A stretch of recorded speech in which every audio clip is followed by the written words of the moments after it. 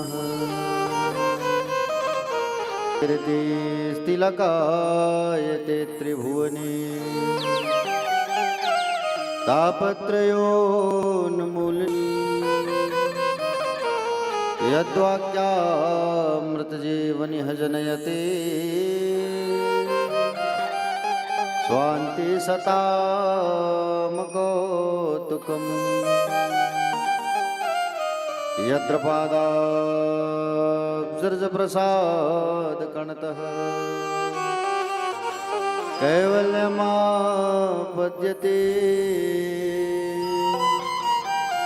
सोऽयं कोऽपि महेश्वरो विजयते श्रीपाणिपात्रो गुरुवे देव शुभानुकी लाडली अब मेरी ओर निहार। अधरम मधुरम वदनम मधुरम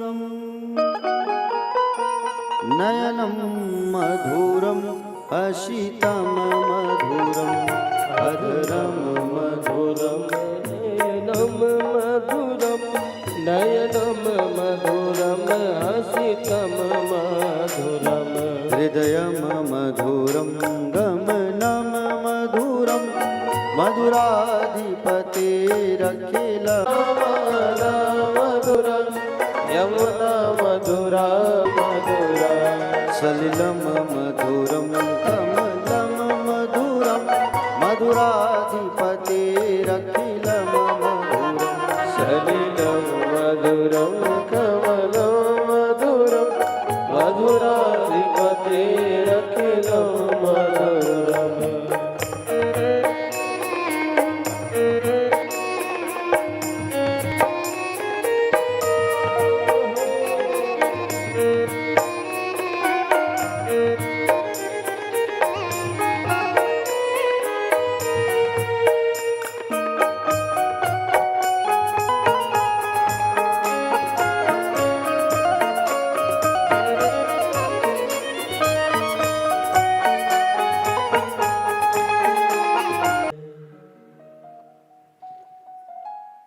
कथा पंडाल में विराजमान सभी भक्तजन आदरणीय लगा बैठे लगन तुमसे लगा बैठे जो होगा देखा जाएगा।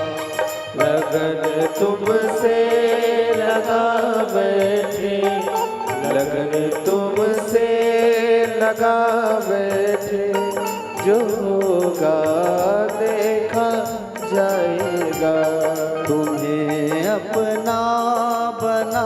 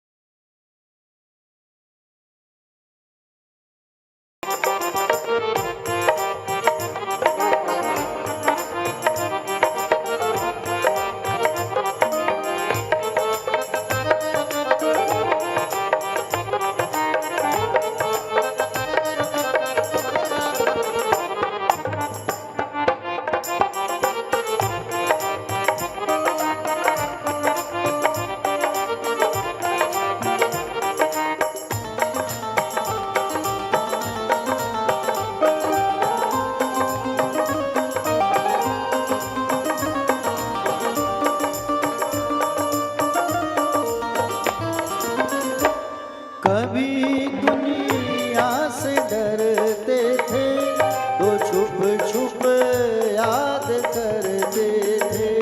कभी दुनिया से डरते थे कि छुप छुप याद करते थे। कभी दुनिया से डरते थे तो छुप छुप याद करते थे। कभी दुनिया से डरते थे कि छुप छुप याद करते थे। तो छुप छुप याद करते थे। लो अब पर्दा उठा बैठे, लो अब पर्दा उठा बैठे, जो होगा देखा जाएगा।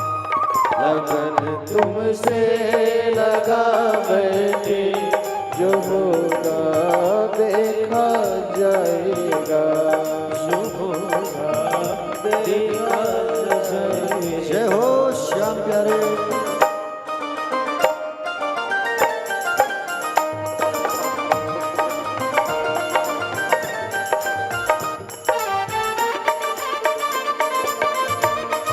श्री राधे जय हो।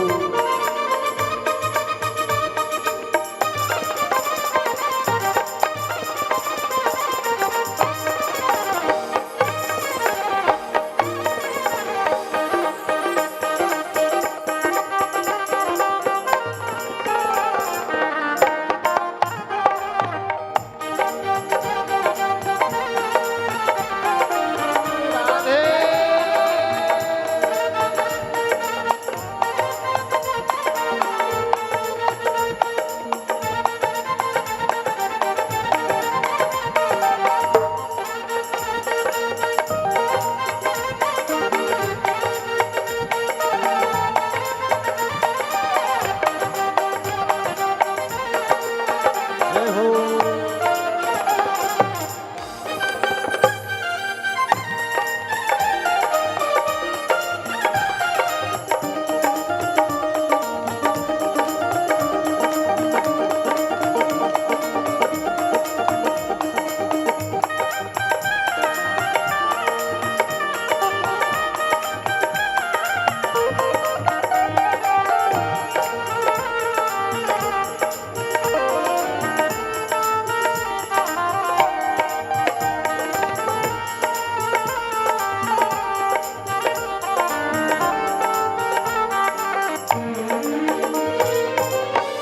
कभी ये ख्याल थी दुनिया हमें बदनाम कर देगी। कहीं ये ख्याल की दुनिया हमें बदनाम कर देगी। कभी ये ख्याल थी दुनिया हमें बदनाम कर देगी। कभी ये ख्याल की दुनिया हमें बदनाम कर देगी। हमें बदनाम कर देगी। शर्म अब बेच खा बैठे, शर्म अब बेच खा बैठे, जो होगा देखा जाएगा। लगन तुमसे लगा बैठे, लगन तुमसे लगा बैठे, जो होगा देखा जाएगा।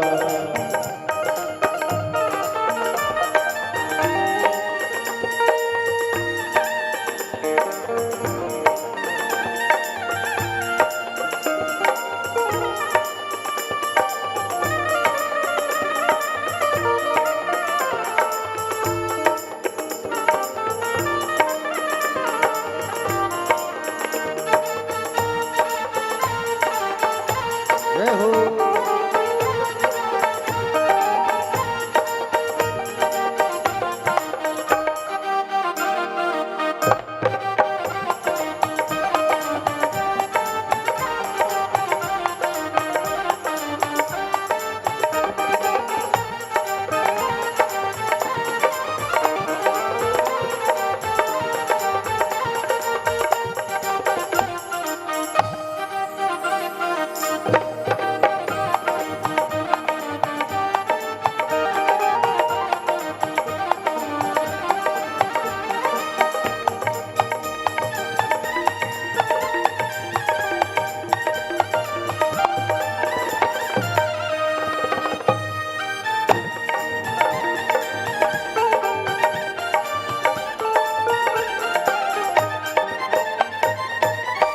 दीवाने बन गए तेरे तो फिर दुनिया से क्या मतलब।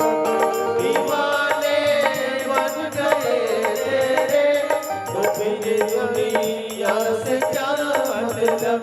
दीवाने बन गए तेरे तो फिर दुनिया से क्या मतलब। दीवाने बन गए तेरे तो दुनिया से क्या मतलब। तो फिर दुनिया से क्या मतलब। तेरी गलियों में आ बैठे, तेरी गलियों में आ बैठे, जो होगा देखा जाएगा। लगन तुमसे लगा बैठे, लगन तुमसे लगा बैठे, जो होगा देखा जाएगा। जो होगा देखा जाएगा, जो होगा देखा जाएगा। जो होगा देखा जाएगा, जो होगा देखा जाएगा। जो होगा देखा जाएगा।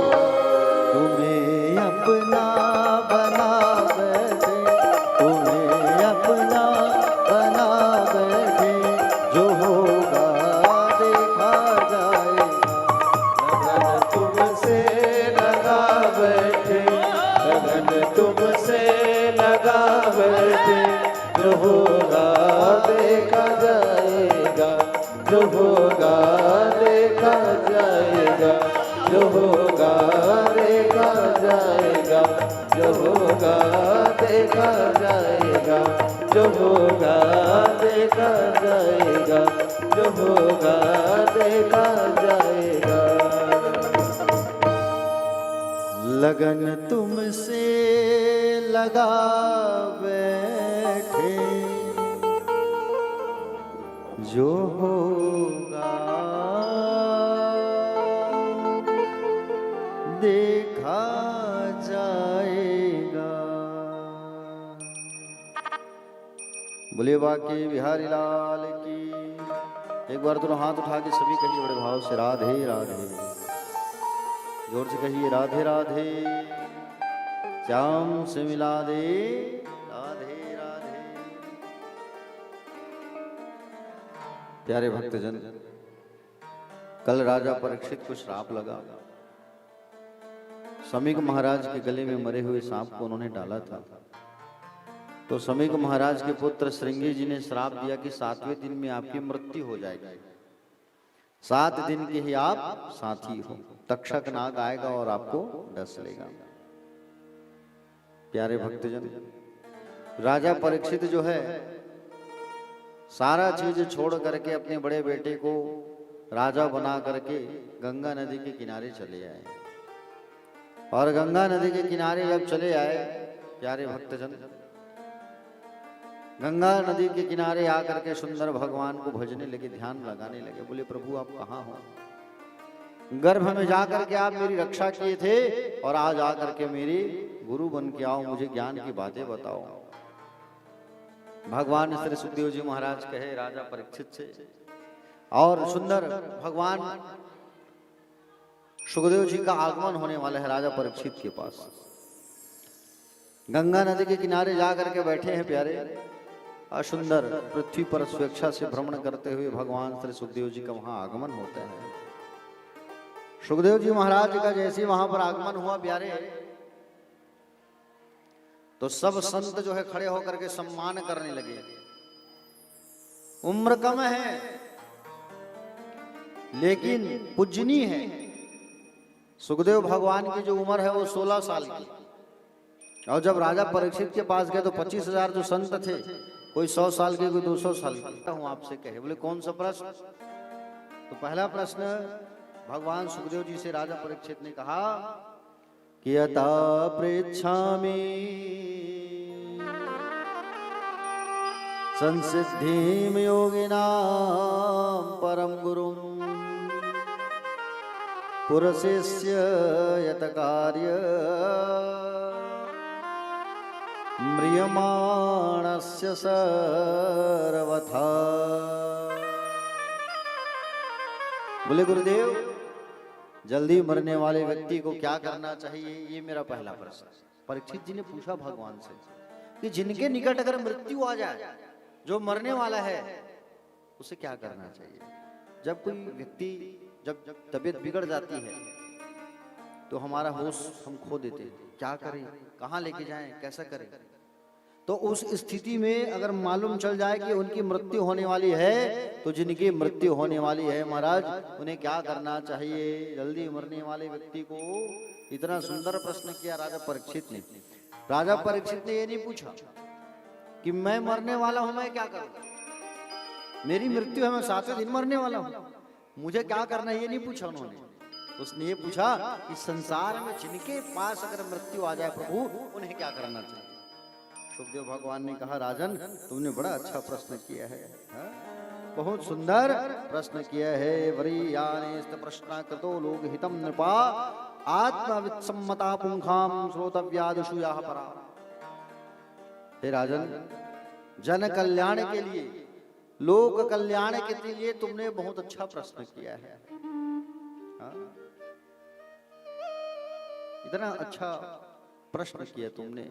देखो राजन, जिनके निकट अगर मृत्यु रहती है, उस व्यक्ति को एक ही काम करना चाहिए। क्या काम? श्रोतव्यः कर्तव्यस्य स्मर्तव्यस्य चेताताभ्यम। बोले जिनके निकट मृत्यु आ जाए, उन्हें केवल भगवान की कथा सुनना चाहिए। दूसरा, कीर्तन करे। तीसरा, भगवान की लीलाओं का स्मरण करे। 3 काम करना चाहिए। मालूम चल गया अगर मैं मरने वाला हूं तो कुछ मत करो, केवल भगवान का नाम भजना चालू कर दो।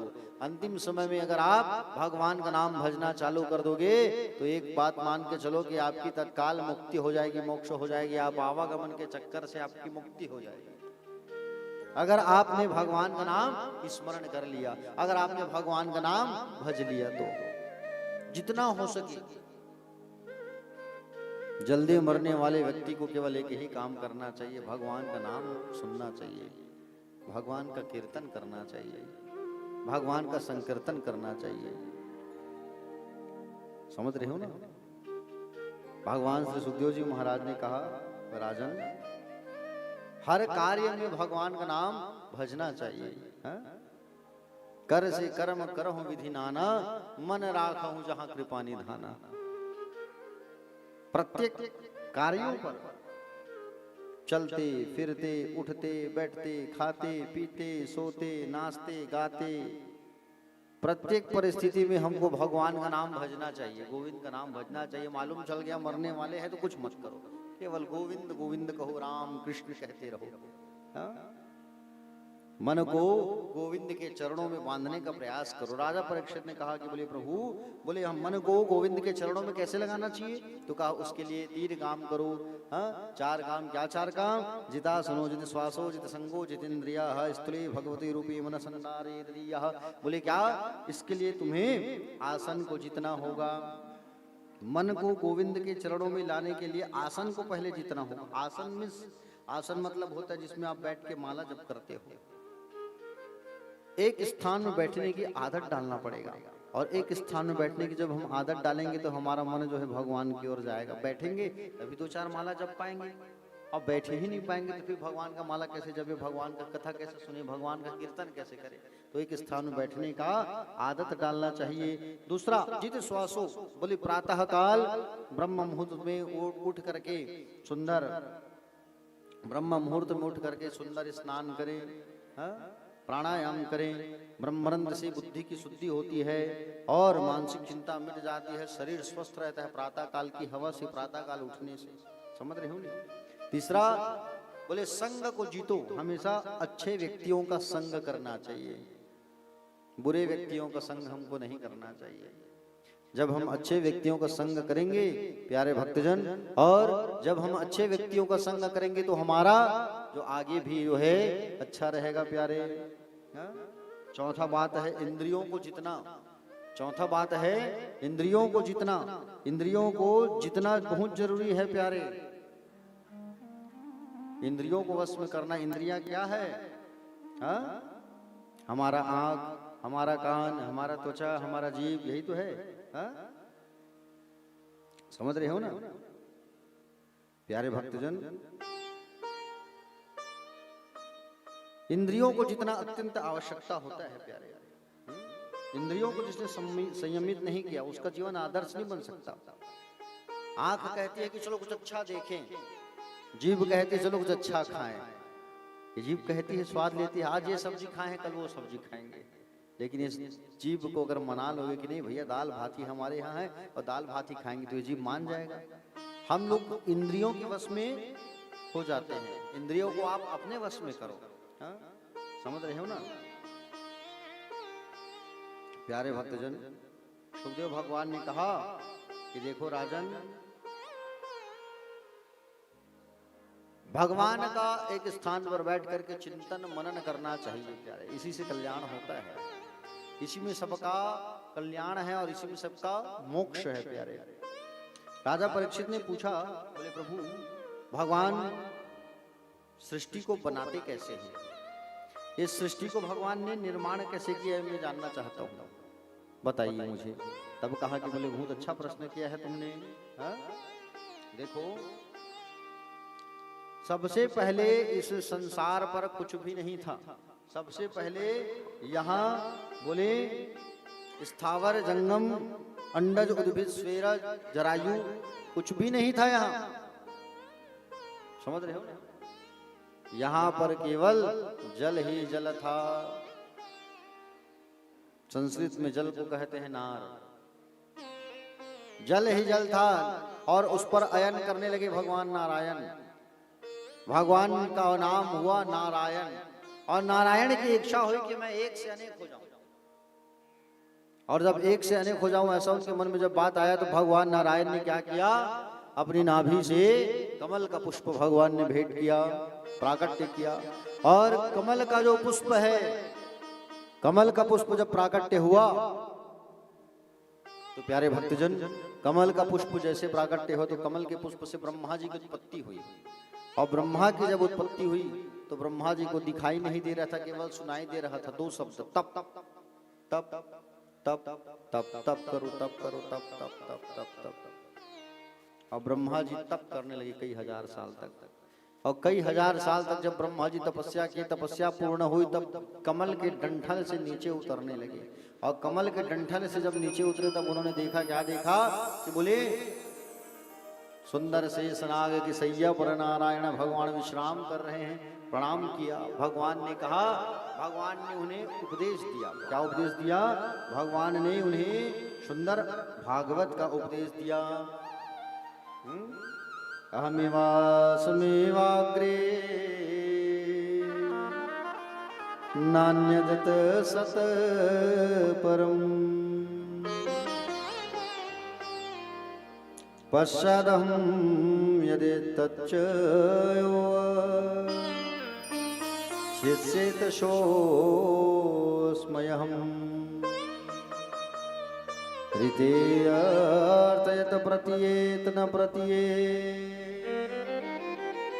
प्रतीयेत चात्मनि त्वद्विद्यादात्मनो माया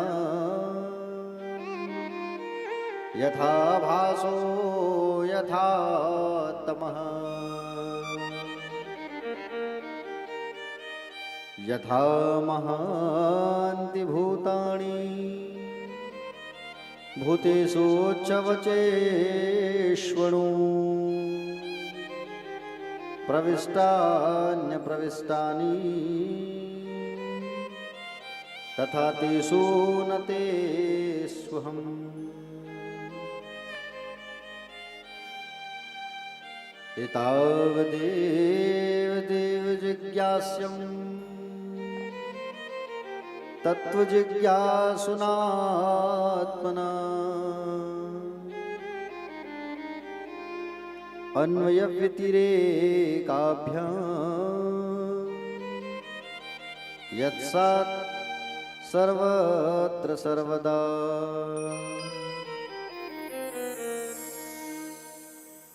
परमात्मा श्रीमन नारायण ने ब्रह्मा जी को उपदेश दिया। क्या उपदेश दिया?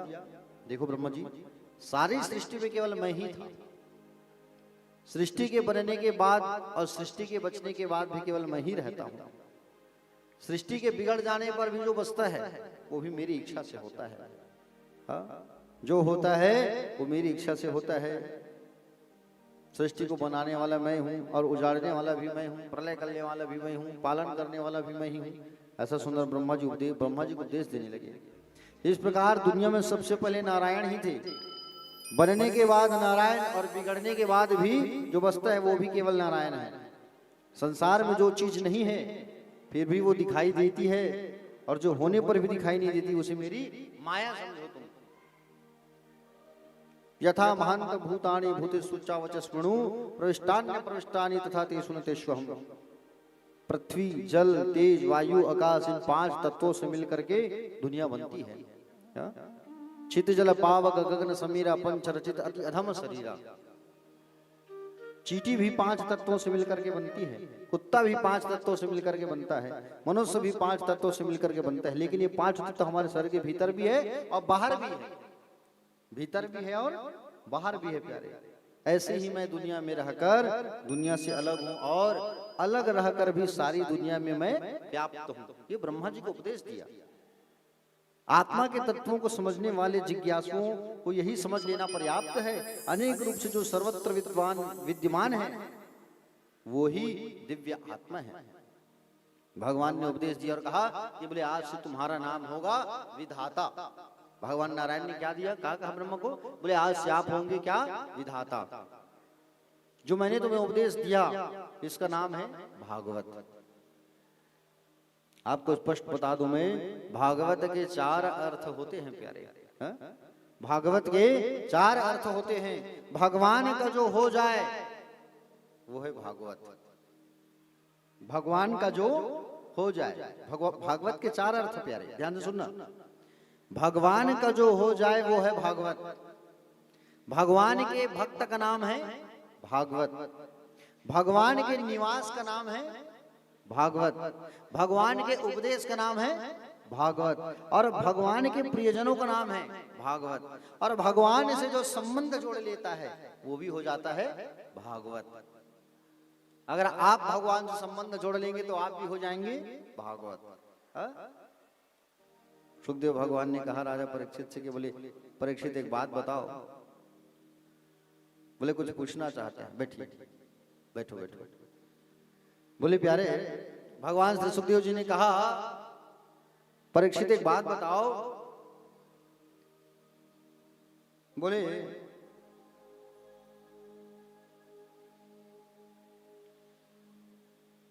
भगवान किसको प्राप्त होते हैं ये बताओ तुम। भगवान सुखदेव जी ने पूछा परीक्षित से कि बोले भगवान किसको मिलते हैं? तो इस पर परीक्षित जी ने कहा केवल जो नहाता होगा भगवान दिन में, भगवान उसे मिलते होंगे। जो 4 बार नहाता होगा एक दिन में, भगवान उसको प्राप्त होते होंगे। बोले अच्छा, और किसको मिलते होंगे भगवान? बोले जिनकी जाति बड़ी होगी। अच्छा, और किसको मिलते होंगे भगवान? जिसकी उम्र बड़ी होगी उसको मिलते होंगे भगवान। बोले अच्छा, एक बात बताओ परीक्षित, व्याधस्य चरणम ध्रुवस्य चावयो विद्या गजेंद्रस्य का। बोले तुम कह रहे हो जो 4 बार नहाते हैं भगवान उनको मिलते होंगे। तो जाड़े के दिन में भालू बंदर ये लोग 4 महीना नहाते नहीं हैं। भगवान राम जी उनको भी तो गले से लगाए हैं, लगाए कि नहीं लगाए हैं? वनवास काल के समय देखे ना आप लोग, छोटे छोटे भालू बंदर सबको भगवान राम उठो उठो करके सबको भगवान गले मिले हैं सबसे। वो लोग तो नहाते नहीं हैं, भगवान उनको मिले कि नहीं मिले? परीक्षित ने कहा कि बोले जिनकी जाति बड़ी होगी। तो बोले एक बात बताओ, विदुर तो निम्न जाति में था ना, उनके घर भगवान जाके खाए कि नहीं खाए? दुर्योधन के मेवा त्यागे साग विदुर घर खाए। अगर उम्र देखते होंगे भगवान तो ध्रुव की उम्र कितनी थी? ध्रुव तो 5 साल का था ना, है कि नहीं? अगर भगवान जो है ये देखते तो बोले वो हाथी भी तो भगवान को पुकारा था, भगवान उनको उनसे भी गए, उनका भी उद्धार किए। परीक्षित जी ने कहा भगवान उन्हें मिलते होंगे प्रभु जिनका मन शुद्ध होता होगा। भगवान सुखदेव ने कहा भगवान उन्हें प्राप्त होते हैं जिनका भाव शुद्ध होता है। भगवान कहते हैं भाव का भूखा हूं मैं, भाव ही एक सार है, जो भाव से मुझे भजता है तो भाव से बेड़ा पार है। भाव से भजो भगवान को, भाव से भगवान का स्मरण करो और कुछ नहीं। भगवान को प्राप्त करना है तो बस अपने मन को दे दो आप, प्रभु हम आपके हैं, आप हमारे हैं, मन को दे दो केवल और कुछ नहीं। भगवान आपसे आपका मन मांगते हैं, आपसे आपका धन दौलत नहीं मांगते भगवान। भगवान आपसे आपका मन को मांगते हैं, आपके भावों को मांगते हैं। भगवान आपसे आपका धन दौलत नहीं मांगते प्यारे। भगवान श्री सुखदेव जी महाराज ने राजा परीक्षित से कहा, बोले हे राजन, भगवान जो है विदुर के घर भी जा करके, वो दासी के पुत्र थे विदुर, उनके घर जा करके भगवान केले खाए, भाजी खाए। तो प्यारे भक्तजन परीक्षित जी ने पूछा, बोले प्रभु एक बात बताओ। बोले भगवान विदुर के घर कब गए थे मुझे जानना है। भगवान जो है विदुर के घर कब गए थे और कब भोग प्राप्त किए थे मुझे जानना है, मुझे बताइए कथा। तो कहे बोले सुनो राजन, तृतीय स्कंद में प्रवेश कर चुके हम लोग, भागवत में 12 स्कंद है, तृतीय स्कंद में प्रवेश किए हैं। कहे प्यारे भक्तजन, यदा तू राजा स्वसुता ना साधन पुखंड धर्म निष्ठ दृष्टि। राजन पांडवों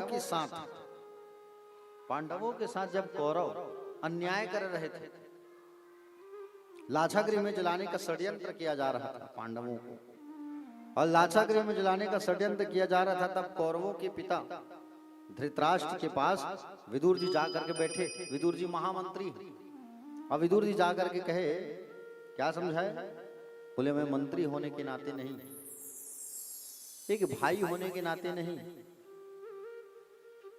मैं एक नागरिक होने के नाते आपको कहता हूं महाराज, पांडवों को उनकी संपत्ति दे दो।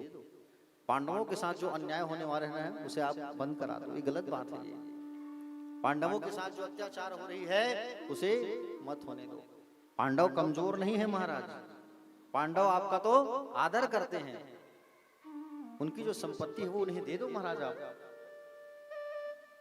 आज आप अपने वो आपका मेहमान शकुनी, आप अपने साले शकुनी साहब के दिमाग में आकर के पूरा चल रहे हो, दुर्योधन आपकी बुद्धि को पलट दिया। दुर्योधन को दूर हटा दो महाराज।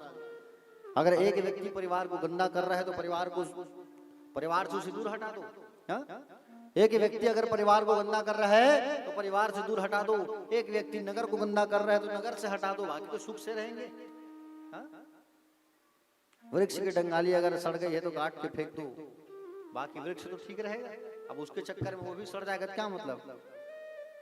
प्यारे भक्तजन, भगवान श्री सुखदेव जी महाराज बताया परीक्षित को कि बोले महाराज, बोले जब ऐसा समझा रहे थे विदुर जी महाराज धृतराष्ट्र को, तो दुर्योधन आ गया उसी समय, और दुर्योधन आया, और दुर्योधन उसी समय आया, और दुर्योधन जो है उसी समय आया, और दुर्योधन आकर के कहा कि महाराज आप जो है हमारे महामंत्री हो और पांडवों का पक्ष ले रहे हो, आज ही मैं आपको महामंत्री के पद से हटा रहा हूं, आज ही मैं आपको महामंत्री के पद से आपको हटाता हूं।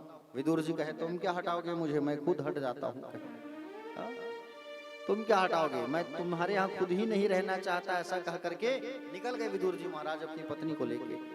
विदुर की पत्नी का नाम था, क्या नाम था विदुर की पत्नी का नाम? सुलभा, विदुर जी की पत्नी के नाम। हाँ ठीक है, उसे विदुराइन कहते जरूर थे, जैसे सेठ की पत्नी सेठानीन कह देते हैं, है कि नहीं। डॉक्टर की पत्नी डॉक्टरीन कहते हैं, भले तो सुई लगाने मत है उसको, लेकिन डॉक्टरीन दाई डॉक्टर हवे का उसे कितने। सरपंच की सरपंचिन, वैसे ही विदुर की पत्नी नाम था विदुराइन। विदुराइन को लेकर के महाराज जंगल की ओर चले गए, और जंगल में जाकर के भगवान की भक्ति करने लगे, तपस्या करने लगे। 12 साल तक तपस्या किए है इन्होंने, 12 साल तक, और 12 साल तक तपस्या किया है। एक समय खा करके एक बार भोजन करते थे और तपस्या किए, बताओ कितनी बड़ी बात है ये। 12 वर्ष तपस्या किया है। केले के जंगल, कदली फल, कदली मतलब केला, केला का जहां जंगल है वहां जाकर के रहते थे, तपस्या करते थे प्यारे। एक बार भोजन करते थे। उसी समय भगवान द्वारिकाधीश आ रहे थे। द्वारिकाधीश भगवान द्वारिका से आ रहे थे। उसी समय पांडवों और कौरवों के बीच में संधि कराने के लिए दूत बन करके हस्तिनापुर आ रहे थे भगवान, रथ में सवार होकर के। तो भगवान को देखने के लिए भीड़ लग गई। अरे देखो द्वारिकाधीश आ रहे हैं, द्वारिकाधीश आ रहे हैं, देखो देखो देखो देखो। अब भीड़ लगी है द्वारिकाधीश को देखने के लिए। उसी भीड़ में विदुर विदुरायन में भगवान को देखने लगे और कहने लगे, भगवान काश हमारे यहाँ भी आप आ जाते, एक बार हमारे घर भी आपका कदम पड़ जाता। भगवान इशारों में विदुर की ओर देख करके कह दिया, बिल्कुल आऊंगा तुम्हारे घर, जाओ। प्यारे भक्तजन, भगवान दुर्योधन के घर पधारे और दुर्योधन ने स्वागत किया, आओ महाराज आओ, स्वागत है आपका, अद्भुत स्वागत है, आओ आओ आओ आओ। और स्वागत किया। स्वागत करने के बाद सुंदर बैठाया भगवान को। भगवान के लिए 56 भोग लगाया गया। भगवान से दुर्योधन कहने लगा कि बोले हमारी माँ आपके लिए भोजन तैयार की है। भगवान ने कहा जो बात करना है उसे तो कर लेते हैं, फिर भोजन करेंगे। भगवान ने कहा देखो दुर्योधन, पांडवों की जो संपत्ति है वो पांडवों को दे दो। पांडव तुम्हारे ही परिवार के, तुम्हारे भाई हैं। अगर आधी संपत्ति नहीं देना चाहते हो तो कम से कम 5 गांव ही दे दो तुम। कितने गांव? 5 गांव ही दे दो जीवन यापन करने के लिए। दुर्योधन भड़क गए भगवान के ऊपर। भड़क के कहा, बोले द्वारकाधीश 5 गांव क्या, आधा संपत्ति, आधा हिस्सा क्या, मैं सुई की नोक की भांति भी संपत्ति उन लोगों को मैं नहीं दूंगा। सुई की नोक की भांति। भगवान के ऊपर भड़क गया, वो गुस्सा में बोलने लगा। भगवान कहे मुझसे गुस्से में बात कर रहे हैं, मुझे यहाँ नहीं रहना चाहिए। जहाँ अपमान होता है वहां नहीं जाना चाहिए। जहाँ स्वाभिमान को ठेस पहुंचता है वहां कदाचित नहीं जाना चाहिए। प्यारे आपको बता दूं मैं, जहां आपको सम्मान मिल रहा है वहीं पे जाओ आप। भगवान जाने लगे, दुर्योधन सामने आ गया। बोले द्वारकाधीश बोले मेरी माँ भोजन तैयार करके रखी है आपने 56 भोग। बोले मुझे नहीं खाना। भोजन 2 ही अवस्था में किया जाता है, जब खिलाने वाले का मन साफ हो और खाने वाले के पेट में भूख हो। 2 ही अवस्था में किया जाता है। तुम्हारा मन साफ नहीं, हम मेरे पेट में भूख नहीं है, मेरा कहीं निमंत्रण और है, मैं जा रहा हूं। छोड़ के चले गए। विदुर के घर जा रहे हैं। विदुर जी उस समय घर में नहीं थे, जंगल गए थे खाने के लिए। विदुराइन अकेले घर में स्नान कर रही थी। भगवान पहुंच गए और भगवान पहुंच करके दरवाजा खटखटाए। ओ विदुर काका, विदुर काका कहां हो, पूछने लगे। विदुर काका आप कहां हो, आओ। तो चाची अंदर से आवाज लगाई। बोले कौन? बोले चाची मैं द्वारिकाधीश। ओहो द्वारिकाधीश भगवान आए हैं मेरे पास, मेरे घर। दौड़ गई विदुराइन। नहा रही थी तो नहाते नहाते ही दौड़ गई और नहाते नहाते दौड़ी जाकर के दरवाजा खोल दिए। ओहो द्वारिकाधीश भगवान खड़े हैं, पीला पटका वाले, मोर मुकुट, पीला पटका डाले हैं, काला पटका कमर में बांधे हैं, सुंदर आंखें हैं, आहा केसर का तिलक लगाए हैं, वैजंती की माला पहने हैं, सुंदर मोर मुकुट वाले बंसी वाले भगवान मेरे द्वार पर खड़े हैं आज। भगवान जो है मेरे द्वार पर खड़े हैं आज। सुंदर भगवान को देखने लगी। भगवान ने देखा, काकी तुम मेरे प्रेम में इतने पागल हो गई है कि नहाते नहाते दौड़ के आई है। ऐसा कह करके अपने पीले दुपट्टे को भगवान ने फेंक दिया चाची के शरीर में और चाची का शरीर पूरा ढक गया। चाची से कहा, चाची अंदर नहीं बुलाओगी आप? आओ कि नहीं? आओ आओ आओ आओ आओ प्रभु बैठो आओ। भाव शुद्ध था विदुर विदुराइन का, इसलिए भगवान उनके घर आए हैं। आओ द्वारकाधीश आओ बैठो आओ। चाची बड़े जोर से भूख लगी है, कुछ खाने को हो तो ले आते चाची। हाँ बैठो आप, मैं लाती हूँ। और चाची अंदर गई और चाची जो है अंदर जाकर के क्या लेकर के आई? केला। केला लेकर के आई। केला को छिलने लगी और छिल करके गुदा को फेंक देती है और छिलका को भगवान को पकड़ा दी। छिलका खाने लगे भगवान। दूसरा केला लाई विदुराइन, छिलका छिलने लगी और गुदा को फिर फेंक दी, छिलका को फिर पकड़ा दी, खाओ कन्हैया। छिलका खाने लगे भगवान भाव में। हाँ? अब एक छिलका खाए, दो छिलका खाए, तीन छिलका खाए, चार छिलका खाए, पांच छिलका खाए, छह छिलका खाए, 7, 8, 9, 10, 11, 12, 13, 14, 15, 16, 17, 18, 19, 20, 21, 22, 23, 24, 25, 26, 27, 28, 29, 30, 31, 32, 33, 34, 35, 35 छिलका खाए भगवान भाव में आके। बताओ कितना छिलका खाए? 35 छिलका। उसी समय विदुर जी पहुंच गए और उसी समय विदुर जी पहुंचे। विदुर जी पहुंच के कहे, क्या खिला रही है? पागल हो गई है तू? इतने बड़े राजा को, द्वारिकाधीश को छिलका खिला रही है तू? कहे बोले भाव में आ गई थी स्वामी। क्या भाव में आ गई हो तुम? छिलका खिला रही हो इतने बड़े भगवान को? हाँ? भगवान ने कहा, आप चुप रहो ना काका, आप क्या जानोगे? अच्छा, अरे कितना स्वाद था ये छिलका में। छिलका में कोई स्वाद रहेगा? बताइए। भगवान कह रहे हैं बड़ा स्वाद था छिलका में। अच्छा, आओ बैठो बैठो बैठो। आसन लगाया गया और आसन लगा करके सुंदर भगवान को बैठाया गया। भगवान को सुंदर बैठाया गया। प्यारे भक्तजन, भगवान को परोसा गया भाजी की सब्जी और पेज। हाँ? पेज और भाजी की सब्जी भगवान को परोसा गया। भगवान का है, इसको तो मैं जिंदगी में नहीं खाया हूं। कैसे खाते? खाया नहीं हूं मैं, कैसे जानूंगा? हाँ? भगवान ने क्या कहा? भगवान ने इनसे कहा, किनसे? भगवान ने विदुर काका से कहा। बोले काका चलो आप पहले खाओ तब मैं खाऊंगा। अरे कैसी बात कर रहे हो आप? नहीं, पहले भोग आपको लगेगा और भोग आपको लगेगा तब हम खाएंगे। अरे नहीं काका आप खाओ। क्यों कह रहे हैं भगवान खाने के लिए?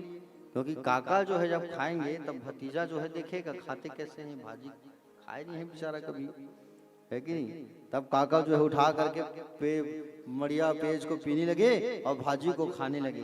अब भगवान ने देखा, बोले अच्छा ये पीने वाला है, और सुंदर उठा करके पिए और भाजी को खा। एक बार में खत्म। चाचा खत्म नहीं हुए, भतीजा खत्म कर लिए। चाची और लेके आओ ना। चाची अंदर गई, लेके आई पड़ोसी, और फिर एक बार में उठा के भगवान घटाघट अंदर कर दिए। एक ही बार में खत्म। चाची और लेके आओ। अब चाची जो है, चाची को जैसे बोले कि और लेके आओ, तो अब क्या लेके आऊं? अब तो बचा ही नहीं, कैसे करूं मैं? जितना था परोस दी हूं। जैसे तैसे अंदर गई। अंदर जाती है तो क्या देखती है? पूरा जो खाली था वो पूरा का पूरा भरा पड़ा था। प्यारे भगवान को खिलाई कितना है? इतना, और फिर झोंकतियों भर गया। प्यारे भगवान कन्हैया विदुर के घर भाजी की सब्जी खाए और खा करके जब गए, इसलिए भगवान द्वारकाधीश जो है जब संसार को छोड़ करके गए तो 3 बार याद किया था। 3 बार। किसको 3 बार याद किया था? विदुर को। 3 बार इन्होंने विदुर को याद किया था, किसी को याद नहीं किया। भगवान उतने बड़े द्वारकाधीश जब संसार को छोड़ करके गए गोलोक धाम, मेरे विदुर मेरे विदुर मेरे विदुर 3 बार याद किया था। और कहा था उद्धव से, उद्धव तुम मेरे विदुर से जरूर मुलाकात करना भैया, उन्हें भागवत उपदेश श्रवण करने के लिए मैत्रेय ऋषि के पास जरूर भेजना। इसलिए भगवान के जाने के बाद उद्धव जी विदुर जी को ढूंढते ढूंढते आए और विदुर से मुलाकात किए। और विदुर से मुलाकात करने के बाद कहे कि बोले विदुर जी महाराज, बोले उद्धव जी महाराज, विदुर और उद्धव दोनों का मिलन हुआ। 2 संतों का मिलन हुआ, और 2 लोगों का मिलन हुआ है तो कितने लोग प्रभावित हुए हैं? 4 मिले 64 खिले और 20 रहे कर जो। हरिजन से हरिजन मिले तो 20 से 7 करो। अब 4 मिले कैसे हुए भैया ये बताओ। चलो वहां तो 2 लोग हैं ना। विदुर जी के कितने हाथ हैं? 2 हाथ। और उद्धव जी के कितने हाथ हैं? 2 हाथ। 4 हो गया। 4 मिले 64 खिले। 64 क्या है?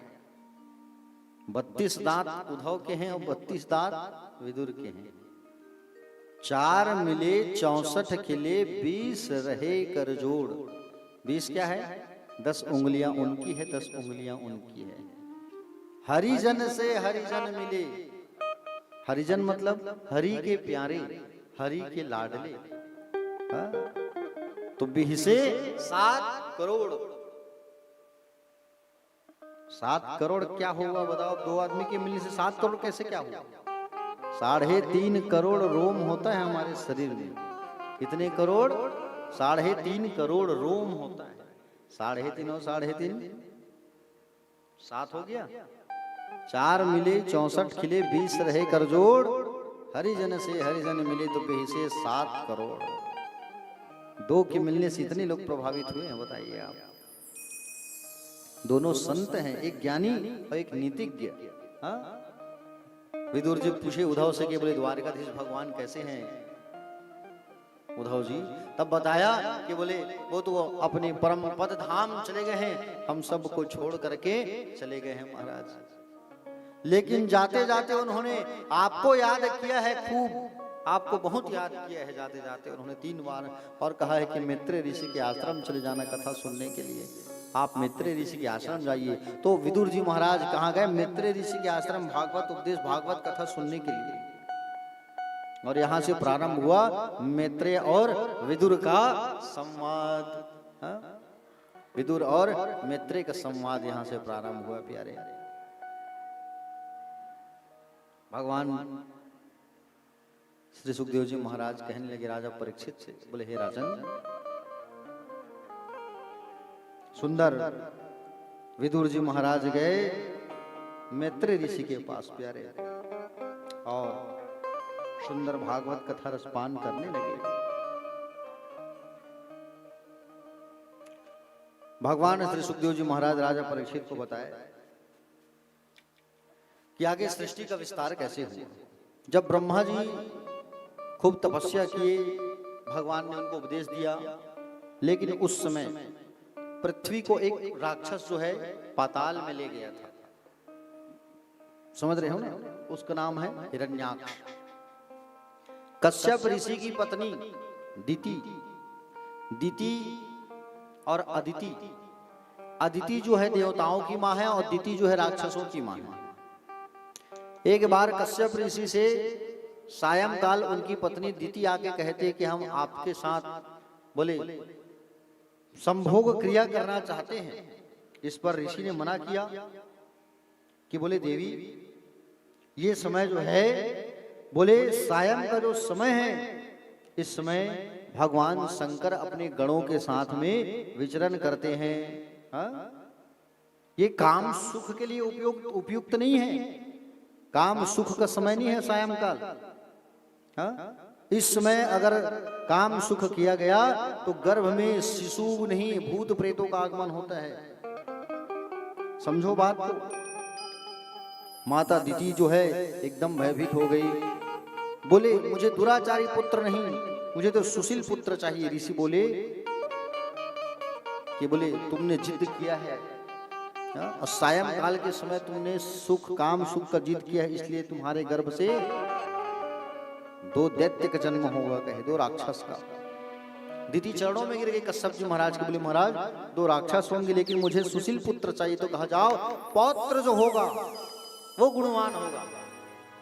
पौत्र कौन? प्रहलाद। पौत्र जो होगा वो तेजस्वी होगा, यशस्वी होगा, तपस्वी होगा और मनस्वी होगा, कहे। हाँ? ये बात सुनकर के दिति को बड़ी प्रसन्नता हुई प्यारे। समझ रहे हो ना? और ये दोनों दैत्य जो जन्म लेने वाले हैं वो कौन है? दिति के गर्भ में जो राक्षस जो जन्म लेंगे वो कौन है? भगवान के पार्षद हैं ये, जय और विजय। इनको श्राप मिला है जय विजय का। सनकादिक मुनियों ने श्राप दिया है जय विजय को कि तुमने हमारा दर्शन में तुमने विरोध किया है, जाओ 3 बार दैत्य योनि में तुम्हारा जन्म होगा, दैत्य योनि में तुम्हारा जन्म होगा, ऐसा इन्होंने श्राप दिया है। उस श्राप को सिद्ध करने के लिए दिति के गर्भ में आए हैं। और दिति के दो पुत्र हिरण्यकश्यपु और हिरण्याक्ष, दो पुत्र हुए, हिरण्याक्ष और हिरण्यकश्यपु। प्यारे भक्तजन, हिरण्यकश्यपु कहते हैं अभिमान को और हिरण्याक्ष कहते हैं लोभ को। अभिमान और लोभ, जहां भेद बुद्धि होगी, दिति मतलब भेद, अदिति मतलब अभेद, दिति जहां भेद बुद्धि होगी वहां अभिमान और लोभ दोनों का प्रादुर्भाव होगा। समझ रहे हो ना? जहां अभेद बुद्धि है वहां देवताओं का प्राकट्य होता है, जो सत्व गुण के प्रतीक माने जाते हैं। हिरण्याक्ष बड़ा दुष्ट है और पृथ्वी पर प्रलय का जब समय आया, पृथ्वी समुद्र में डूब गई। देवता लोग चिंतित हो रहे थे, पृथ्वी को निकाल के कौन लाएगा? ब्रह्मा जी बैठे कीर्तन करते करते और अचानक ब्रह्मा जी को छींक आया। ब्रह्मा जी को छींक आया तो ब्रह्मा के नाक से वराह भगवान का आगमन हो जाता है। बोलो वराह भगवान की। चावल फूल छोड़ते जाओ, भगवान का अवतार होगा तो चावल फूल छोड़ के प्रणाम करना। ब्रह्मा को छींक आया और ब्रह्मा की नासिका से बोले, किसकी उत्पत्ति हुई? वराह भगवान का। वराह भगवान जो है प्यारे भक्तजन सीधे कहां चले गए? समुद्र में चले गए। और समुद्र में जाकर के हिरण्याक्ष से कहा कि पृथ्वी के मुझे दे दो। हिरण्याक्ष ने कहा पृथ्वी में आपको नहीं दे सकता, युद्ध करो। अच्छा, दोनों के बीच बड़ा भयंकर युद्ध हुआ।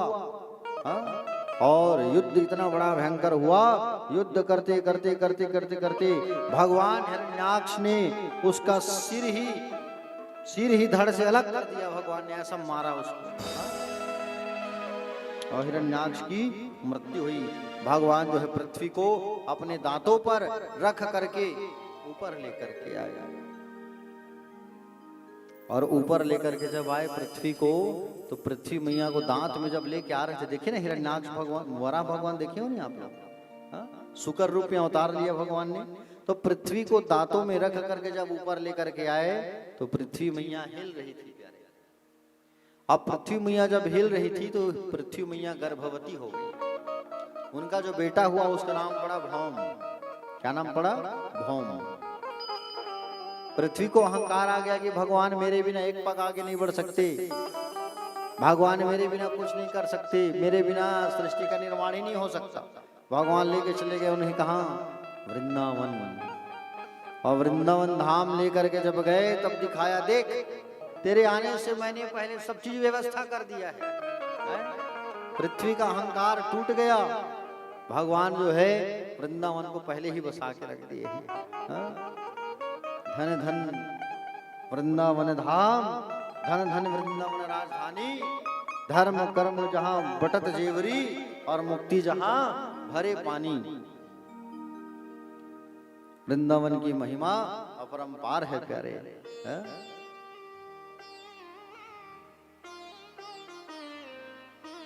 वृंदावन की लीला अपरंपार है प्यारे। समझ रहे हो ना? वृंदावन तो वृंदावन धाम है प्यारे।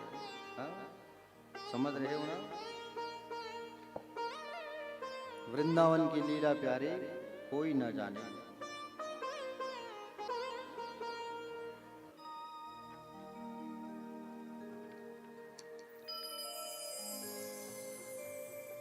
इसलिए कहते हैं, क्या कहते हैं?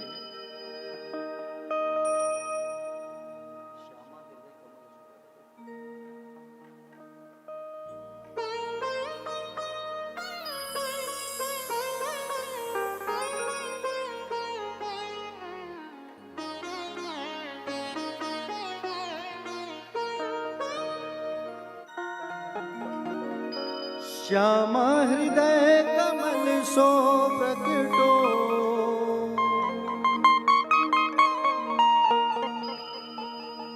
श्याम हृदय कमल सो प्रकटो, श्याम हृदय को भाई वृंदावन प्यारो वृंदावन,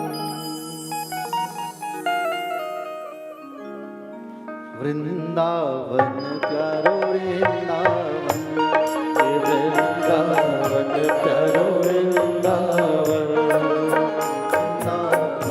प्यारो वृंदावन, हे वृंदावन प्यारो वृंदावन।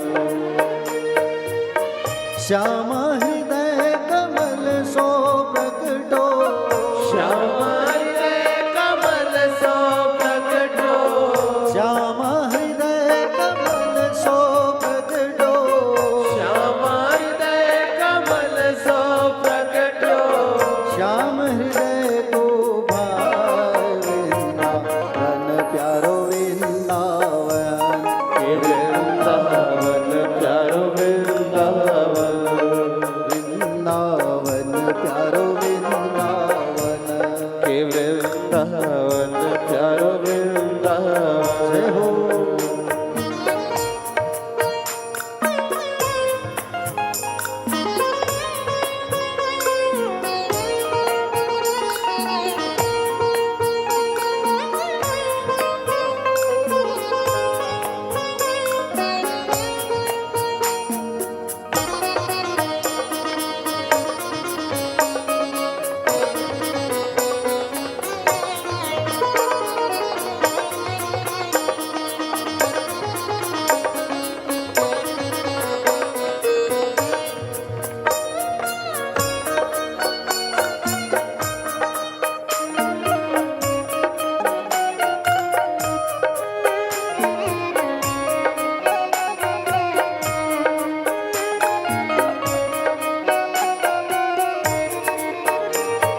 सब सुख सागर रूप उजागर रहे वृंदावन धाम, सब सुख सागर रूप उजागर रह वृंदावन धाम, सब सुख सागर रूप उजागर रहे वृंदावन धाम, सब सुख सागर रूप उजागर रह वृंदावन धाम।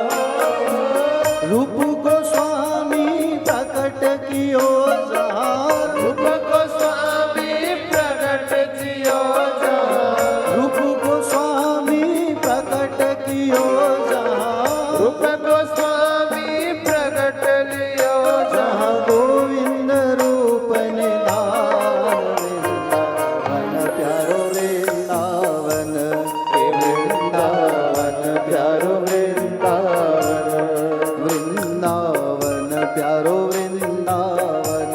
हे वृंदावन प्यारो वृंदावन।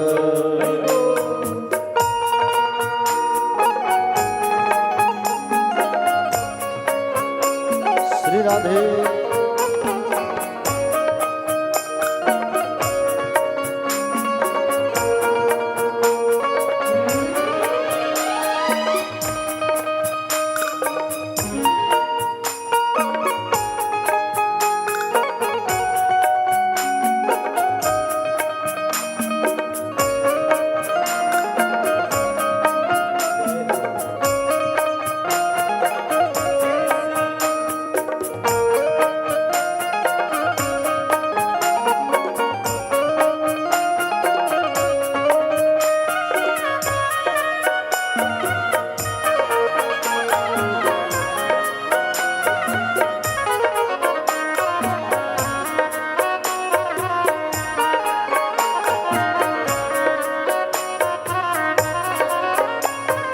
विहरत निस दिन कुंज गलिन में ब्रज जन मन सुखदा, विहरत निस दिन कुंज गलिन में ब्रज जन मन सुखदा, विहरत निस दिन कुंज गलिन में ब्रज जन मन सुखदा, विहरत निस दिन कुंज गलिन में ब्रज जन सुखदा। मदन मोहन को रूप निरख के, मदन मोहन को रूप निरख के, मदन मोहन को रूप निरख के, मदन मोहन को रूप निरख के, सनातन बले बले जाए वृंदावन प्यारो वृंदावन, हे वृंदावन प्यारो वृंदावन, वृंदावन प्यारे वृंदावन, हे वृंदावन प्यारो वृंदावन।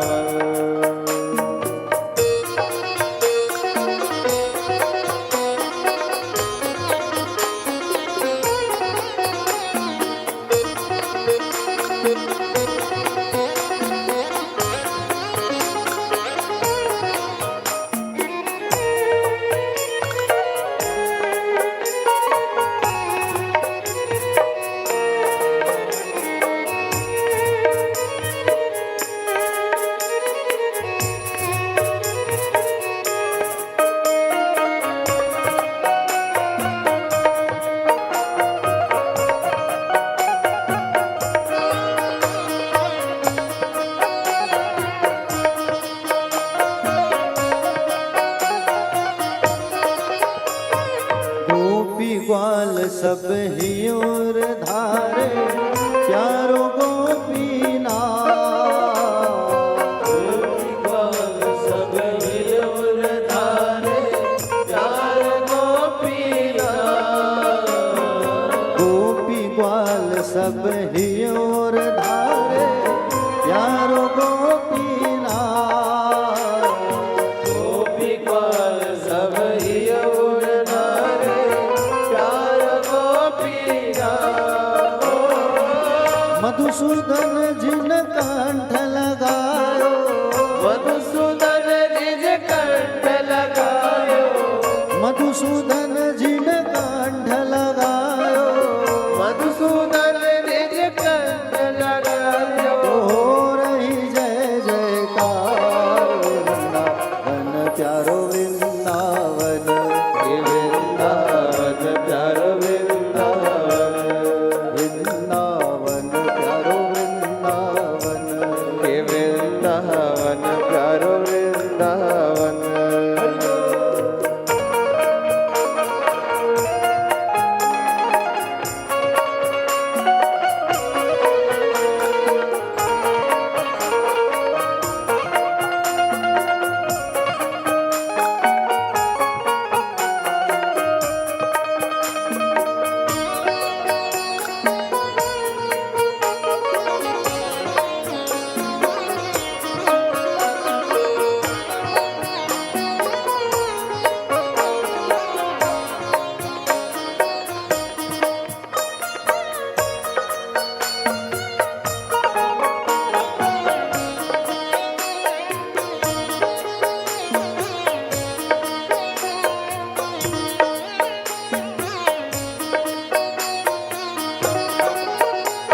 गोपाल भट्ट की हृदय वेदना, प्रकटोशाली ग्राम।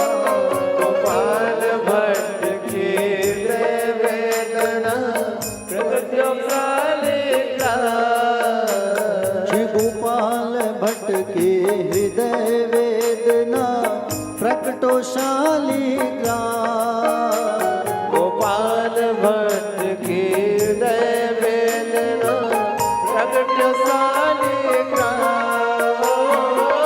रूप सुधा को खान हमारो, रूप सुधा को थान हमारो, रूप सुधा को खान हमारो।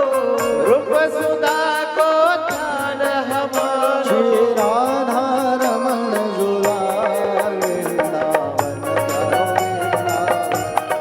वृंदावन प्यारो वृंदावन, वृंदावन चारो वृंदावन, हे वृंदावन प्यारो वृंदावन, वृंदावन चारो वृंदावन, वृंदावन चारो वृंदावन।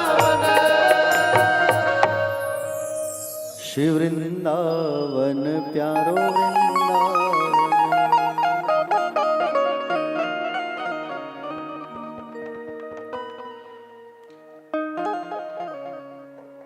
प्यारे भक्तजन, वृंदावन की जो महिमा है, जो लीला है, वो अपरंपार है। हाँ? चारों धामों में वृंदावन का नाम नहीं आता, ठीक है? दुनिया में प्रलय आ जाए लेकिन वृंदावन में कभी प्रलय नहीं आ सकता। तीर्थों का राजा है प्रयाग और तीर्थों का गुरु कहा गया है पुष्कर को। जितने भी तीर्थ हैं वो प्रयागराज को टैक्स पटाते हैं। जितने तीर्थ हैं, जितने धाम हैं, जैसे जगन्नाथपुरी, सोमनाथ, द्वारिकानाथ, रामेश्वरम, ये सब लोग टैक्स पटाते हैं। बद्रीनाथ किसको? प्रयागराज को, क्योंकि तीर्थों का राजा है प्रयाग। लेकिन छोटा सा वृंदावन कभी टैक्स नहीं पटाता। छोटा सा वृंदावन कभी प्रयाग को टैक्स नहीं पटाता। क्यों? तीर्थराज प्रयाग सभी देवताओं को लेकर एक बार भगवान श्री कृष्ण के पास पहुंचे। बोले मुझे इस प्रकार अपमानित अगर करना था तो मुझे तीर्थों का राजा आपने क्यों बनाया प्रभु? बोले क्या हुआ? बोले सब लोग मुझे तीर्थ कर देते हैं, चुंगी पटाते हैं, लेकिन वृंदावन में मुझे टैक्स नहीं पटाता। गोविंद मुस्कुराकर बोले अरे प्रयाग, मैंने तुम्हें तीर्थों का राजा बनाया है। भगवान श्री कृष्ण ने कहा मैंने तुम्हें तीर्थों का राजा बनाया है, अपने घर का राजा थोड़ी बनाया है तुम्हें। वृंदावन मेरा घर है, क्यों चुंगी पटाएगा, क्यों टैक्स पटाएगा? भगवान श्री कृष्ण ने कहा धन धन वृंदावन राजधानी, धर्म कर्म जहां बटत जेवरी मुक्ति, जहां भरे पानी। वृंदावन धाम की लीला अपरंपार है प्यारे। वृंदावन तीर्थ नहीं है। यदि भौतिक आंखों से अगर आप वृंदावन को देखते हैं, यदि पिकनिक मनाने की भावना से, घूमने की दृष्टि से जाते हैं वृंदावन, तो टूटे फूटे मकान और गंदी नालियां आपको दिखेगी। यदि आध्यात्मिक दृष्टि से देखोगे, अगर भक्ति का चश्मा लगा करके देखोगे वृंदावन धाम को, तो प्यारे वृंदावन के कण कण में भगवान श्री कृष्ण नजर आएंगे तुमको। ये है वृंदावन धाम। मीरा सारा चीज छोड़ करके, मीरा जो है अपने जीवन में पूरा जीवन बिताने के बाद सब छोड़ करके वृंदावन धाम चली आई वो, क्योंकि वृंदावन धाम में ही भगवान श्री कृष्ण विराजमान है प्यारे। और वृंदावन धाम जैसा आनंद कहीं नहीं है। मैंने देखा, मैं बहुत जगह घूमा हूँ, लेकिन वृंदावन जैसा कोई जो आनंद है, जो रस है, वो कहीं नहीं है प्यारे। वृंदावन की महिमा कोई न जाने। समझ रहे हो ना? तो प्यारे भक्तजन, पृथ्वी को ला करके वराह भगवान ने ब्रह्मा को दिया। ब्रह्मा जो है सृष्टि के निर्माण कार्य को आगे बढ़ाया। सृष्टि के निर्माण कार्य को जब आगे बढ़ाया ब्रह्मा जी ने प्यारे भक्तजन, तो ब्रह्मा जी के शरीर से स्त्री और पुरुष का आगमन हुआ। समझ रहे हो ना? मनु और शत्रुपा का प्राकट्य हुआ। और मनु और शत्रुपा का जब प्राकट्य हुआ तो ब्रह्मा जी ने आदेश दिया कि सृष्टि के निर्माण कार्य को आगे बढ़ाओ। पृथ्वी को सौंपा मनु जी को। मनु और शत्रुपा का शादी किया गया। हम सब किनके संतान हैं? हम सब जो है मनु और शत्रुपा के संतान हैं हम लोग। 3 बेटियां और 2 बेटे हुए हैं मनु शत्रुपा के, उत्तानपाद और प्रियव्रत। उत्तानपाद और प्रियव्रत, ये 2 बेटा और 3 बेटियां, आकुति, देवहूति और प्रसूति। आज बेटियों की कथा सुनेंगे, कल बेटों की कथा सुनेंगे, क्योंकि बेटियां फर्स्ट है कि नहीं प्यारे भक्तजन। आकुति का विवाह हुआ है रुचि प्रजापति से, देवहूति का विवाह हुआ है कर्दम ऋषि से, और प्रसूति का विवाह हुआ है दक्ष प्रजापति से। सबके घर भगवानों का आगमन हुआ है। जितनी देवियां, जितनी माताएं, आकुति के घर यज्ञ भगवान का आगमन हुआ कालांतर पे। देवहूति के घर भगवान कपिल का आगमन हुआ। आओ कपिल चरित्र की कथा आपको सुनाता हूं मैं। करदम और देवहूति का विवाह हुआ। करदम, ये करदम कौन है महाराज? करदम का अर्थ होता है करदम, जो अपने इंद्रियों का दमन करे वो होता है करदम। देवहूति, जो देवों को बुला ले वो है देवहूति। समझ रहे हो ना? देवहूति जो देवों को बुला ले वो है देवहूति। करदम जी महाराज ने खूब तपस्या किया प्यारे, और करदम जी महाराज ने खूब तपस्या किया, खूब तपस्या किया। और करदम जी महाराज ने इतना तपस्या किया, भगवान नारायण शिवन नारायण प्रकट हुए। और शिवन नारायण भगवान प्रकट होकर के कहे मांगो करदम, क्या मांगना है? करदम ऋषि ने कहा एक नारी दे दो। अरे इतने साल तक तपस्या की तुम एक नारी मांग रहे हो? तो भगवान की आंखों से आंसू गिर गया, एक बूंद। वो आंसू एक तालाब बन गया, बिंदुसार सरोवर बन गया। वो क्या बन गया? बिंदुसार सरोवर। भगवान ने कहा बोले ठीक है, 3 दिन बाद बोले शत्रुपा देवी आएगी, मनु महाराज आएंगे, आप उनकी बेटी से शादी कर लेना। बोले ठीक। और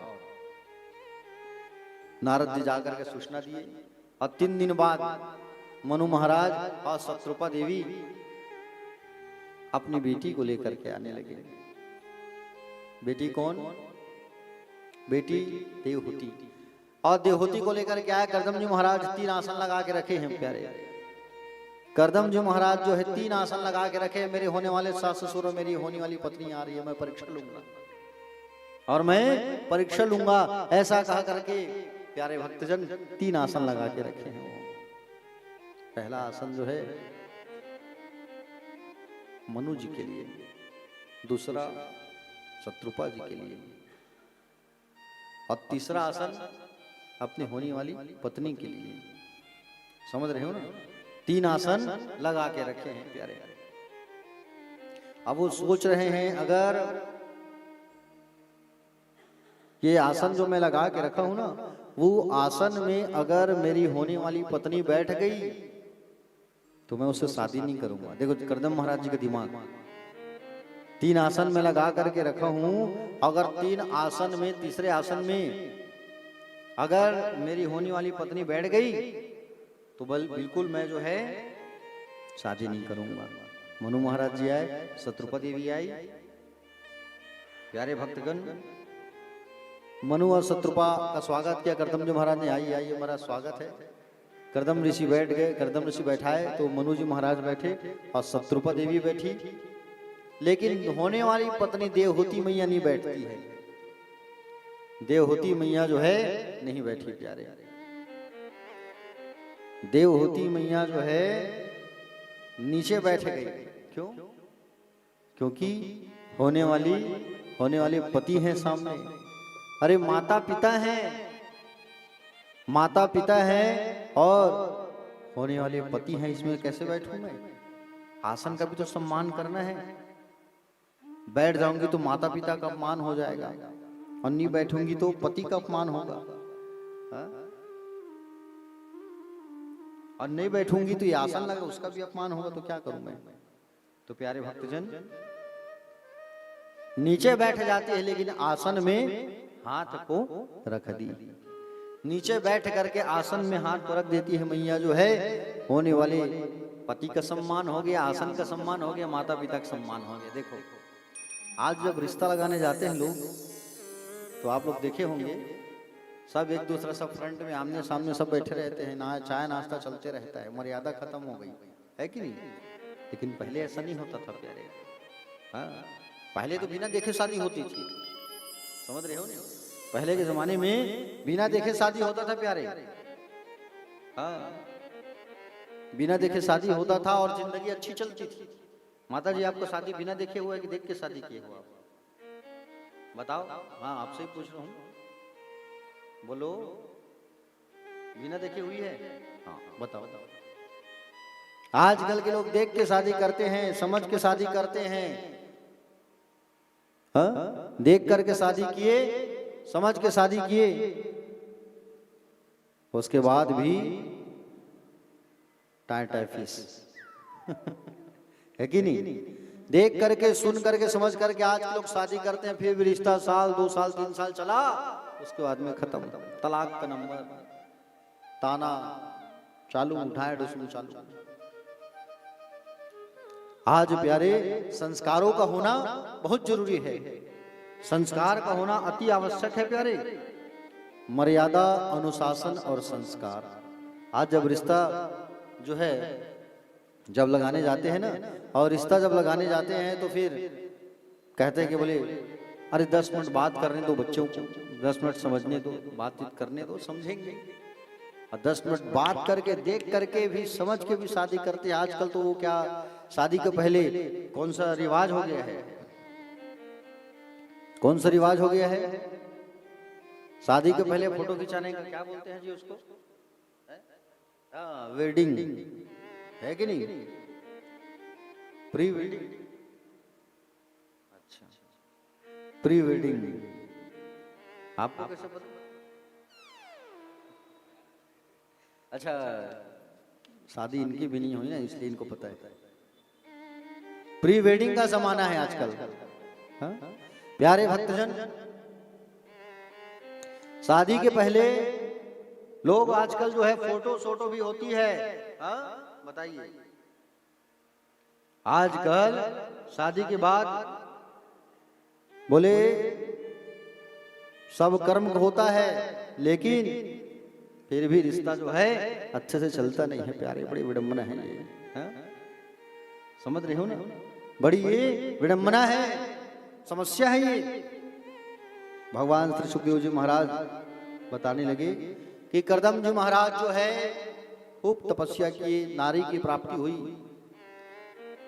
देवहूति मैया से इनका शादी हुआ। प्यारे, और देवहूति मैया से जब इनका विवाह हुआ, और देवहूति मैया से जैसे इनका विवाह हुआ, तो विवाह के समय इन्होंने शर्त रख दिया। प्यारे, क्या शर्त रखा? बोले एक पुत्र हो जाने के बाद संन्यास ग्रहण कर लूंगा। एक पुत्र हो जाने के बाद। बोले ठीक है। अब एक पुत्र हो जाने के बाद संन्यास ले लूंगा, ऐसा कहा। उसके बाद में शादी के बाद में फिर तपस्या में लीन हो गए महाराज, कई साल। और तपस्या में लीन जब हुए, तो तपस्या में जब लीन हुए कई साल, तो फिर उसके साथ में उसकी पत्नी भी बैठ के बाजू में तपस्या में लीन हो गई। हाँ? पत्नी भी बैठ करके तपस्या में लीन हो गई। और पत्नी जो है तपस्या में लीन हो गई। कई साल बाद करदम जी महाराज अखंड तपस्या किए। आज की अगर पत्नी हो, शादी अगर किसी की हो जाए, मान लो जाए अगर वो 1 साल के लिए हिमालय चला गया, 1 साल के लिए तीर्थ धाम चला गया घर छोड़ करके, तो क्या पत्नी जाएगी उसके साथ? बोले मुझे नहीं करना तीर्थ धाम, मुझे नहीं करना है चारों धाम की यात्रा, आप मुझे मैके में छोड़ दो। होता है कि नहीं होता है? लेकिन मैया जो है, प्यारे भक्तजन, देवहूति मैया जो है सुंदर अपने पति के साथ बैठ करके वो भी साधना में लीन हो गई। पति के साथ बैठ करके वो भी सुंदर साधना करने लगी, तपस्या करने लगी, आराधना करने लगी। प्यारे, और करदम जी महाराज का तपस्या जब पूरा हुआ, उठे तो बाजू में देखिए कौन बैठी है। मैं तपस्या में लीन था, बाजू में बैठी है जिसके शरीर में पूरा दिमाग लगा हुआ है, ये कौन है? तब बताया कि महाराज मैं आपकी पत्नी हूँ। उठाया तो पूछा, बताओ ऐसी साधना किए थे कि अपनी पत्नी को भूल गए वो? महाराज बताइए, अपनी धर्म पत्नी को भूल गए, कहे मैं आपकी पत्नी हूँ देवहूति। तब करदम महाराज जो है जाकर के उस बिंदुसार सरोवर, जो भगवान श्रीमन नारायण के मुख अश्रु से जो उत्पन्न हुआ है ना, और उसी अश्रु से जो उत्पन्न हुआ है, उस अश्रु रूपी तालाब में, सरोवर में जाकर के जैसे ही डुबकी लगाया, तो दोनों जो है 20-20 वर्ष के युवक और युवती बन गए। सुंदर विमान मंगाया करदम जी महाराज, और विमान में बैठ करके दोनों जो है परिक्रमा करने लगे। प्यारे, और दोनों जो है जब परिक्रमा करने लगे, और जैसे दोनों जो है परिक्रमा करने लगे प्यारे, तो परिक्रमा करते वक्त उनके घर पर 9 बेटियों का आगमन हुआ। 9 बेटियां, समझ रहे हो ना? देखो, जब तक अगर भगवान को बुलाना है ना, तो भगवान को बुलाना है तो उससे पहले क्या करना है? देवी की आराधना करना बहुत जरूरी है। हाँ? जगदम्बा की आराधना जब तक नहीं करोगे, तब तक भगवान तुम्हारे घर नहीं आएंगे। 9 देवियों का आगमन हुआ। 9 मतलब क्या है? नवधा भक्ति। 9 मतलब क्या है? नवधा भक्ति है प्यारे। नवधा भक्ति में क्या है? श्रवणम कीर्तनम। श्रवण का अर्थ होता है सुनना। समझ रहे हो ना? सुनो तो केवल भगवान को, और किसी को मत। सुनो तो केवल भगवान को प्यारे, और किसी को नहीं। कीर्तन करना है तो केवल भगवान का कीर्तन करो, और किसी का नहीं। समझ रहे हो ना? तो 9 देवियों का आगमन हुआ इनके घर में। 9 देवियों को उतारा है। 9 देवियां इनके जीवन में आई। इनके घर में करदम और देहूती मैया के घर में विहार करने लगे। और 9 देवियां, कौन कौन सी है 9 देवियां प्यारे भक्तजन?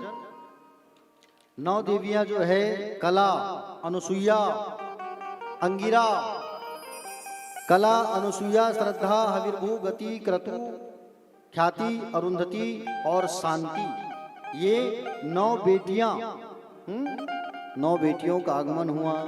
देखो, जिनके घर में बेटियां होती है ना, उन्हें ज्यादा सोचना नहीं चाहिए, ज्यादा चिंता नहीं करना चाहिए, समझ रहे हो ना? कई लोग क्या सोचते हैं, क्या करते हैं, बोले अरे बेटी हो गई है, एक बेटा होता तो अच्छा होता। अच्छा, क्या कर रहे हैं बेटा लोग आज तो बेटियां ही आगे है ना, आगे है कि नहीं बताओ? हा? बेटियां ही तो आज आगे है, जहां देखो वहां बेटियां। आज सेना में देखो, चाहे एयरफोर्स में देखो, चाहे बैंक में देखो, चाहे स्कूल में देखो, हाँ, हर जगह आज बेटियां ही बेटियां हैं प्यारे, हर जगह आज। बेटियों को कभी कम मत समझना। एक बेटी जो है 9 बेटों के बराबर होती है। अरे बेटी अगर होती है तो वो किस्मत वाले होते हैं। बेटियां जो होती है वो बड़े किस्मत वाले होते हैं प्यारे, हाँ? जिनके घर बेटियां होती है। हाँ जी, एक बेटी जो है 9 बेटों के बराबर होती है। अब सोचो, करदम जी की 9 बेटियां हुई है, तो करदम जी महाराज की 9 बेटियां हुई है तो 9 या 27, एक बेटी 9 बेटों के बराबर होते हैं तो 9 या 81, इतने सुपुत्र हुए उनके। जब 9 बेटियों का आगमन हो, उसके बाद में फिर तुरंत ये संन्यास लेने की घोषणा करने लगे। बोले मैंने विवाह के समय कहा था कि मैं संन्यास लूंगा। पत्नी ने कहा महाराज अभी बेटी आए हैं, बेटा नहीं आया है। फिर तपस्या की, और फिर जब तपस्या करना चालू किए तो प्यारे भक्तजन, फिर जब पुनः तपस्या करना जैसे चालू किए तो श्रीमन भगवान नारायण सुंदर इनके घर बेटे के रूप में इनका आगमन होने वाला है। बेटे के रूप में इनके घर में आगमन होने वाला है प्यारे, कपिल भगवान के रूप में। किनके घर? करदम और देवहूति के घर। सुंदर समय जब आया तो सुंदर भगवान जो है कपिल के रूप में भगवान का आगमन होता है देवहूति और करदम के घर में। बोलो कपिल भगवान की जय। भगवान का 5वां अवतार, 24 अवतारों में से कपिल भगवान का अवतार, 24 अवतार में से 5वें नंबर का अवतारी कपिल भगवान का सुंदर आगमन हुआ। बोले कपिल नारायण भगवान की जय। चावल फूल डाल दो।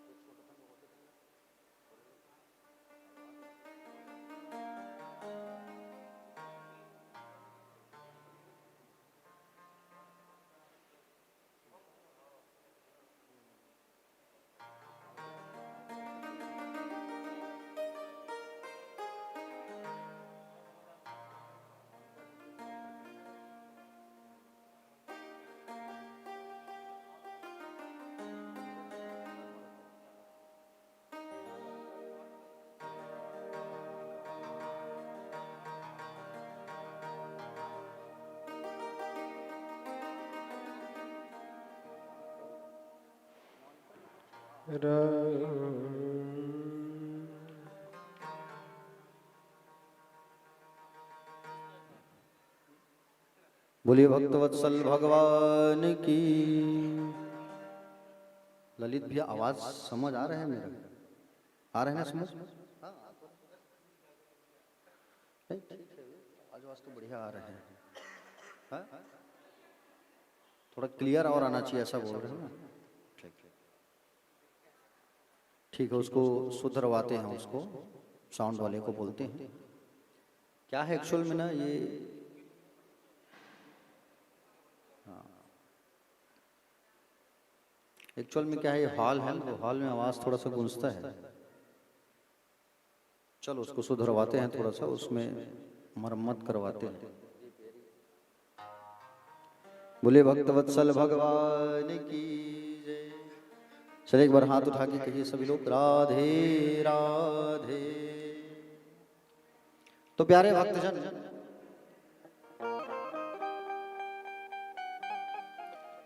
सुंदर कपिल भगवान जी महाराज का सुंदर आगमन हुआ।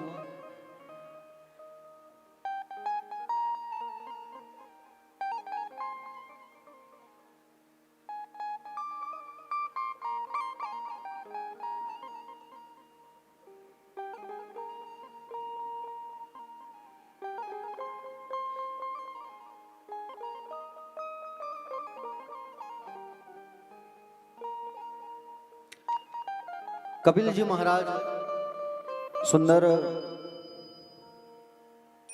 करदम और देवती के घर में इनका आगमन हुआ प्यारे। और 9 देवियां और 9 देवियों का आगमन हुआ। और जैसे कपिल भगवान का आगमन जब हुआ तो करदम जी महाराज तुरंत गृहस्थ को छोड़ करके वन को चले गए प्यारे। घर को त्याग दिया और घर को त्याग करके जंगल चले गए और जंगल में जा करके साधना में लीन हो गए। इनकी जो 9 बेटियां थी उनकी जो विवाह है वो ब्रह्मा के पुत्रों के साथ में हुआ था। ब्रह्मा के पुत्रों के साथ में इनका विवाह जो है संपन्न हुआ। ब्रह्मा जी अपने बेटों को ला करके इनको सौंपे हैं प्यारे। तो मरीचि ऋषि के साथ कला का शादी हुआ, अत्रि का अनुसुईया के साथ विवाह हुआ, अंगिरा का विवाह हुआ श्रद्धा के साथ, पुलत्स का विवाह हुआ हविर्भु के साथ, पुलह का विवाह हुआ है गति के साथ, क्रतु का विवाह हुआ है क्रिया के साथ, भृगु का ख्याति के साथ और वशिष्ठ का अरुंधति के साथ और अथर्वा का विवाह हुआ है शांति के साथ। तो ये 9 बेटियां और इनको विवाह जो है संपन्न हुआ। कपिल महाराज जी सुंदर सामने बैठे और उनकी माँ जो है उनसे ज्ञान की बातें पूछने लगी। ज्ञान की बातें जब पूछने लगी, सुंदर उपदेश जब करने लगे कपिल भगवान, तो माँ ने पूछा कि बेटा एक बात बताओ, मेरा जो जीवन है वो पूर्ण क्यों नहीं है? मेरे जीवन में पूर्णता कब आएगी ये मैं जानना चाहती हूँ। तब कहे कि बोले माँ आपके जीवन में पूर्ण जब ही आएगा जब आपका संबंध जो है पूर्ण से हो जाएगा। संबंध जब तक पूर्ण से नहीं जुड़ता है तब तक जीवन पूर्ण नहीं होता। अब पूर्ण से संबंध जोड़ने के लिए प्यारे हमको अपने आप को समर्पित करना होगा। जब तक हम अपने आप को समर्पित नहीं करेंगे तब तक हमारा जीवन पूर्ण नहीं होगा। और उनसे जुड़ना है तो सच्चे संतों का संग करना होगा प्यारे, तभी जीवन पूर्ण होगा। संगति अच्छी करनी होगी और संगति अच्छी जब करोगे तभी कुछ होगा, अन्यथा नहीं हो सकता। संगति अच्छा करना होगा, सच्चे संतों का संग करना होगा। संतों का लक्षण क्या है? तितिक्षुः कारुणिका सुज सर्वदेहिनाम अदा शत्रवा शांत साध्वा साधु भूषण। प्यारे तितिक्षवा सहनशील, कारुणिका दयालु, सर्वदेहिनाम सुहृद सारे देहधारियों के अकारण मित्र, अजात शत्रवा अजात शत्रु, शांत मतलब शांत और साधवा मतलब साधुजन। ये सच्चे संतों के लक्षण हैं। संतों के पास आने से बिगड़ा बनता है। और प्यारे भक्तजन, संता प्रसंगानम वीर संविदो भवंती हत्कर्ण रसायना कथा। प्यारे भक्तजन, संतों के संग से मेरे पराक्रम का ज्ञान कराने वाली तथा कानों को आनंद प्रदान करने वाली कथा होती है। भगवान की कथा जितना सुनेंगे उतना आपका आनंद होगा प्यारे। भगवान की कथा सारी व्यथाओं को दूर करती है, इसलिए भगवान की कथा भी हमको रसपान करते रहना चाहिए। अष्टांग योग का ज्ञान माँ को प्रदान किया है। यम नियम आसन प्राणायाम प्रत्याहार ध्यान धारणा और समाधि। भगवान श्री सुखदेव जी महाराज से परीक्षित जी ने पूछा कि बोले भगवान का ध्यान कैसे किया जाए। तो कहे सर्वप्रथम पवित्र आसन पर, कुश के आसन पर या मृगचर्म का आसन लगा कर बैठ करके सीधा सुंदर भगवान का ध्यान लगाना चाहिए। हाँ? प्यारे भक्तजन, भगवान के ध्यान में किसी भी प्रकार का बाधा ना है, इसलिए एकांत में बैठ करके भगवान का ध्यान करना चाहिए, सब चीजों को छोड़ करके। और सब चीजों को छोड़ करके एकांत में बैठ करके सुंदर हमको भगवान का स्मरण ध्यान ये करना चाहिए। प्यारे देखो प्यारे भक्तजन, माँ ने पूछा कि बोले आनंद कहाँ, आनंद की अनुभूति हमें कहाँ मिलेगी? तब कहा कि आनंद की अनुभूति तो माँ जब भी होगा जब आप सब में आनंद देखेंगे। आनंद किसी ना ही किसी जड़ में है और ना ही किसी चेतन में है। आनंद तो हमारे हृदय बसा होता है और आनंद हम अगर ढूंढने जाए तो आनंद हमको कहीं मिल नहीं सकती। सुंदर उपदेश दिया मां को, और जो उपदेश प्रदान किया भगवान ने उसे कपिल गीता के नाम से जाना जाता है। भागवत में उसे कहते हैं कपिल गीता। माँ जो है भगवान की 3 परिक्रमा करके चली गई और कपिल भगवान जो है जाकर के सागर के मध्य में बैठ गए और वो स्थान कहलाया गंगा सागर।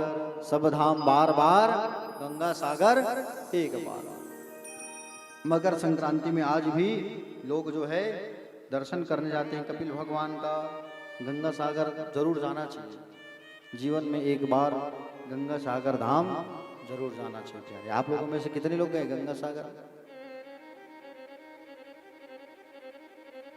साल में एक ही बार जाते हैं वहां, मकर संक्रांति में जरूर जाना आप।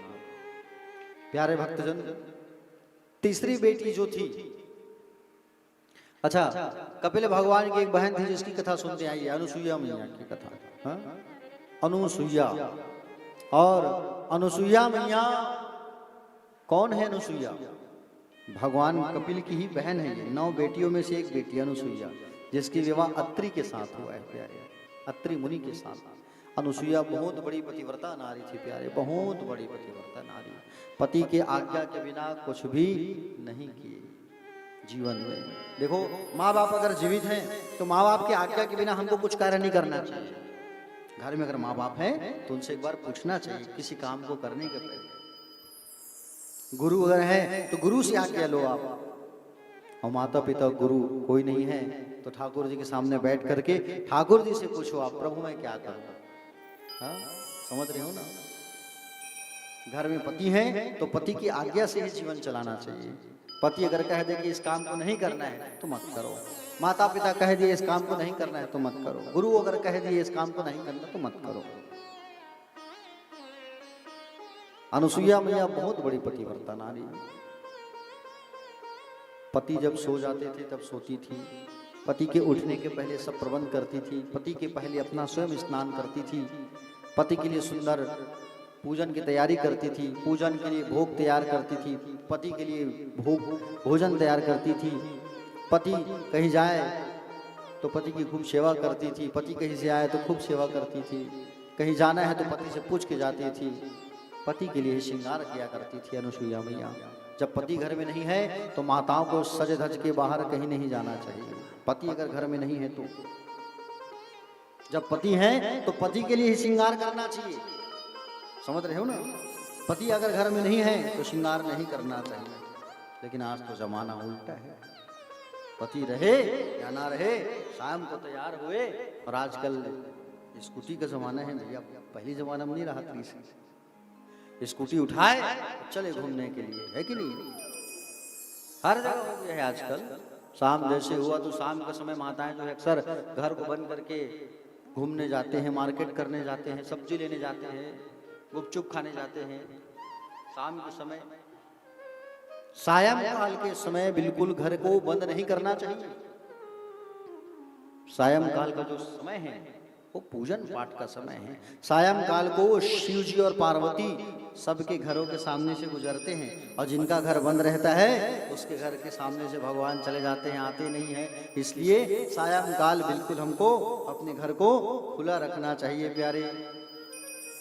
नारद जी एक बार आए अनुसुईया मैया के यहाँ, और अनुसुईया मैया के यहाँ जैसे ही आए तो अनुसुईया मैया के पास जैसे ही बैठे तो सुंदर ज्ञान की चर्चा होने लगी। प्रसाद खाए नारद जी, और प्रसाद खाने के बाद कैलाश पर्वत चले गए। कैलाश पर्वत जाने के बाद वहाँ परम्बा पार्वती मैया बैठी हुई थी, उनसे चर्चा हुई। पार्वती मैया ने जब प्रसाद दिया नारद जी को तो नारद जी ने कहा कि बोले आपके प्रसाद में वो स्वाद नहीं आ रहा है माँ, क्योंकि मैं अभी थोड़ी देर पहले मीठा खा के आया हूँ ना। बोले कहाँ से नारद जी? अनुसुईया के यहाँ से। अच्छा, बड़ा टेस्टी प्रसाद था, बड़ा स्वादिष्ट लड्डू था माँ। अरे बहुत बड़ी पतिव्रता नारी है वो। अच्छा, कौन है ये अनुसुईया? बोले आप नहीं जानते? बोले बहुत बड़ी नारी है ये अनुसुईया मैया है, पतिव्रता नारी है, बहुत बड़ी महान नारी है। अच्छा, बोले हाँ बहुत बड़ी पतिव्रता नारी है ये, महान नारी है अनुसुईया जो है। ऐसा सुंदर कह दिए। अब वहां से जाने के बाद बैकुंठ चले गए। बैकुंठ जाने के बाद, बैकुंठ जैसे ही गए और बैकुंठ जाने के बाद प्यारे, बैकुंठ में जाने के बाद में देखा कि सुंदर माता जी जो है पैर दबा रही है। तो कहा कि बोले माँ आपके हाथों में वो भाव नहीं है। अरे सेवा तो करती है कौन? अनुसुईया मैया खूब सेवा करती है। इतना कहा कि वहां से निकल गए। इतना कहा करके वहां से वो निकल गए। अब तीनों देवियां जो है, तीनों देवियां जो है अपने अपने पति से कहने लगी। क्या कहने लगी? अपने अपने पति से कहे कि जाओ तुम लोग जो है अनुसुईया मैया की परीक्षा लेकर के आओ। तो कहे क्यों परीक्षा लेने जाए? बोले परीक्षा इसलिए लेकर के आओ कि बोले कितनी बड़ी महान नारी है, हाँ उनसे पूछ करके आओ। प्यारे भक्तजन, तीनों देवियों के जिद करने पर तीनों देवता परीक्षा लेने आ रहे हैं अनुसुईया मैया की, और रूप को बदल करके आ रहे हैं प्यारे। ब्रह्मा विष्णु और महेश एक ब्राह्मण का स्वरूप धारण करके चित्रकूट आश्रम चले आ रहे हैं।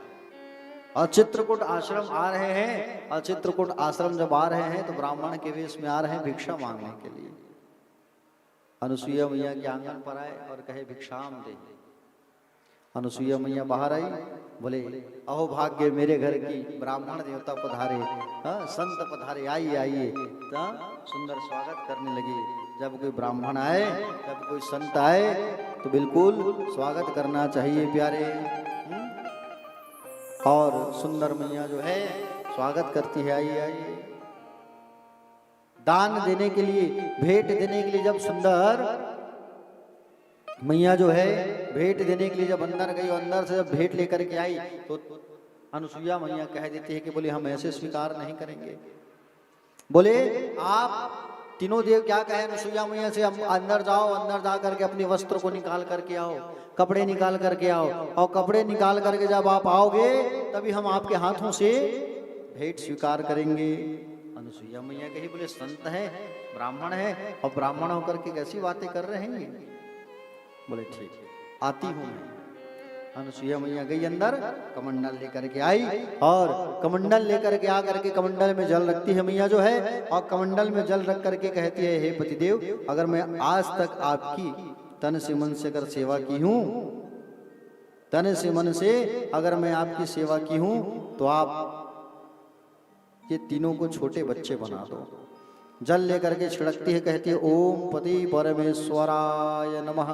छिड़कती है जल, और जल जैसे छिड़की तो तीनों देवता जो है छोटे छोटे बच्चे बन गए, 10-10 दिन के, ब्रह्मा विष्णु और महेश। और सुंदर उनको पालना में झूला झूलाने लगी, स्तन पान कराने लगी, दूध पिलाने लगी। माँ जो है अनुसुईया मैया जो है कितनी बड़ी सौभाग्यशालिनी है मैया जो है। बोलो अनुसुईया मैया की। पतिव्रता में इतनी शक्ति होती है कि प्यारे, सौभाग्यवती माताओं में इतनी शक्ति होती है कि अगर वो क्रोध में आ गई और क्रोध में आकर के कहीं किसी को श्राप दे दी, वो जरूर फलित होता है, याद रखना।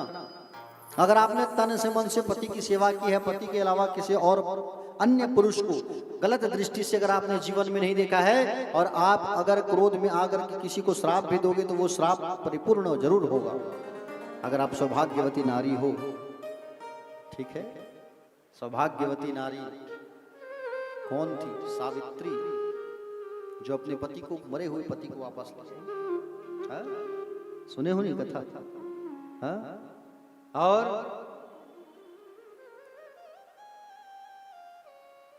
मंदोदरी, मंदोदरी का नाम जानते हो? रावण की पत्नी, बहुत बड़ी सतीत्व नारी थी। सती सुलोचना मेघनाथ की पत्नी का नाम है। बहुत बड़ी पतिव्रता थी वो, कुछ नहीं। हाँ? आज भी हमारे यहाँ हम देखते आ रहे हैं बचपन से। हमारे यहाँ जब बड़े पिताजी आते, जंगल पर रहते थे और जिनसे जो ज्ञान मिलता था उनको ही अपना गुरु मान लेते थे। एक बच्चे को गुरु बनाया, दूध पीते बच्चे को, छोटे बालक को। क्यों? छोटा बालक जो होता है, जो उसे डांट दोगे ना, थोड़ी देर बाद वो भूल जाता है। उसी प्रकार हमको भी रहना चाहिए। जब कोई डांट लगा दिया, कुछ बोल दिया, तो छोटे बच्चे के मान दिया, आप भी भूल जाओ। एक सांप को गुरु बनाया दत्तात्रेय जी ने। सांप से क्या शिक्षा मिला होगा? देखना, सांप जो है जब भी भोजन करने जाता है ना, तो अकेले जाता है, 10 लोगों को लेके नहीं जाता। जब भी अपने लक्ष्य की प्राप्ति करना है तो अकेले निकल पड़ो। 10 को साथ लेके जाओगे तो व्यवधान आएगा, बाधा आएगी। कथा सुनने भी जाना है तो चलो अकेले ही चलो। अड़ोसी पड़ोसी को लेके जाओगे तो अपनी व्यथा सुनाएंगे कथा में, कथा नहीं सुनेंगे, अपनी व्यथा बताएंगे तुम्हें। हाँ? शहद, बोले मधुमक्खी को गुरु बनाया। मधुमक्खी को उससे क्या शिक्षा मिला होगा? मधुमक्खी को देखना, एक जगह जहां जाला लगा है उनका, बोले शहद है, सब के सब जाके चिपके रहते हैं वहां। ऐसा क्यों? तात्पर्य ये है, अगर इतना भी मिलता है प्यारे, तो परिवार में 4 लोग हैं, चारों मिल करके बांट के खाना चाहिए, अकेले नहीं खाना चाहिए। और शहद में आप लोग देखोगे मधुमक्खी लोग सह परिवार चिपके रहते हैं। देखे हो ना शहद को? देखे हो कि देखे हो शहद को? सब चिपके रहते हैं। शिक्षा ये मिलता है, सब मिल बांट करके हमको खाना चाहिए प्यारे। तो 24 गुरु बनाया है दत्तात्रेय जी महाराज ने। प्यारे भक्तजन, अनुसुईया मैया के घर पर दत्तात्रेय जी महाराज का आगमन हुआ। आइए एक छोटा सा अनुसुईया मैया का भजन करते हैं, फिर कथामृत पर आगे चर्चा करेंगे। बोलिए बाकी बिहारी लाल की, अनुसुईया मैया की जय।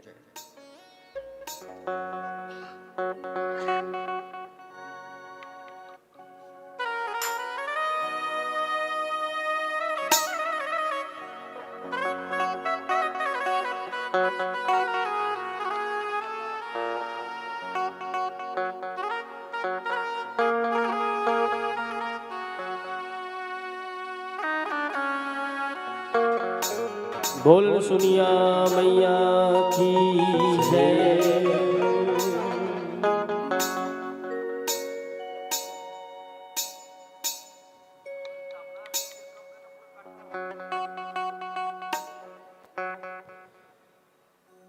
अज सुन संगवारी तोला सुनावा,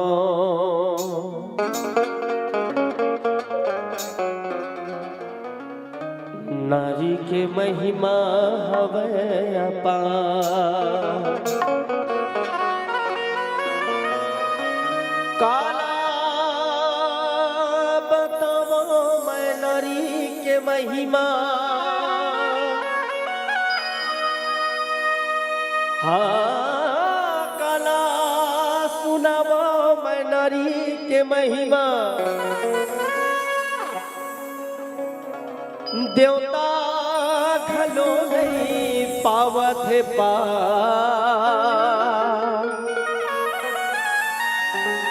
काला सुनावा मैं नारी के महिमा।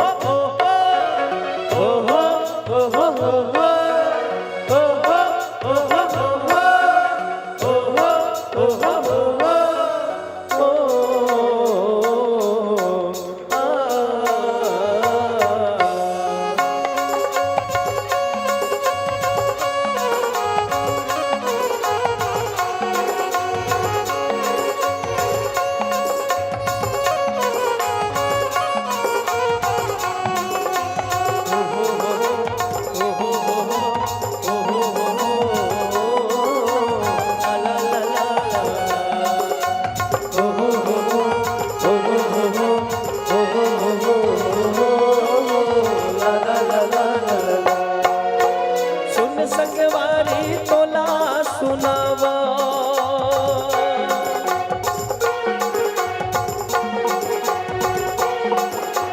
सुन संगवारी तोला सुनावा नारी के महिमा अवै अपार काला बताओ मैं नारी महिमा देवता घलो नहीं पावे पार काला बताओ मैं नारी महिमा सुन संगवारी तोला सुनावा सुन संगवारी तोला सुनावो नारी के महिमा अवै अपार काला बताओ मैं नारी महिमा देवता घलो नहीं पावे पार काला बताओ मैं नारी महिमा बताओ मैं नारी महिमा देवता घलो नहीं पावे पार काला सुनाओ मैं नारी महिमा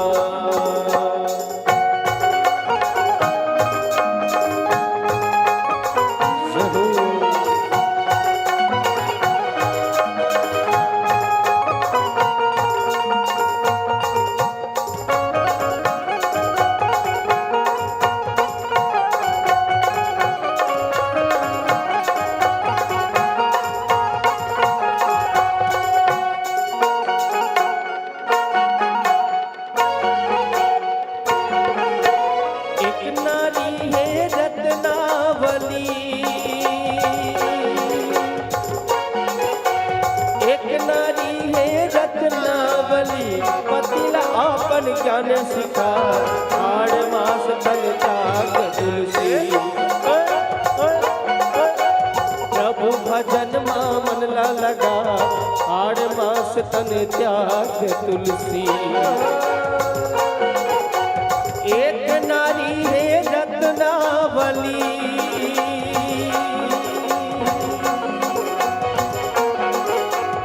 एक नारी है रत्नावली अपन ज्ञान सिखा आड़ मास तन त्याग तुलसी प्रभु भजन मन ला लगा आड़ मास तन त्याग तुलसी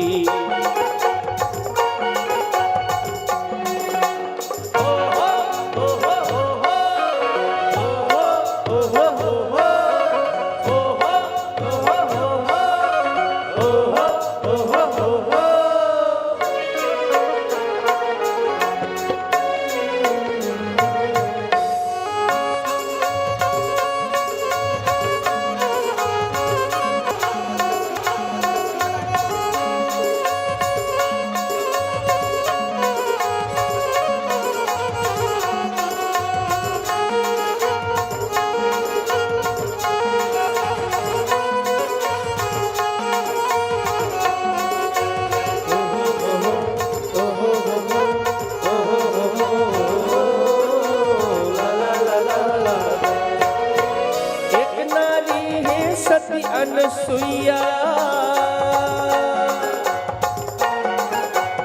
एक नारी है सती अनसुईया ब्रह्मा विष्णु ला बालक बना सात धार के गोरस पिया के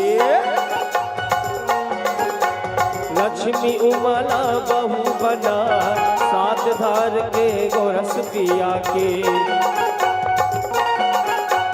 सात धार के गोरस पिया के लक्ष्मी वाला बहू बना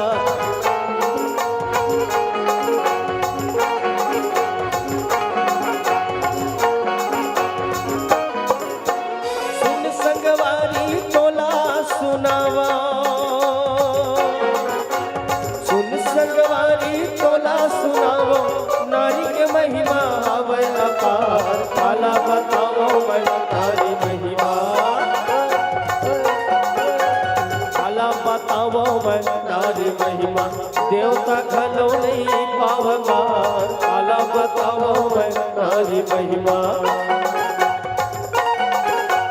देवता घलो नहीं पावगा काला बताओ मैं नारी महिमा देवता घलो नहीं पावगा काला सुनाओ मैं नारी महिमा देवता घलो नहीं पावगा काला बताओ मैं नारी महिमा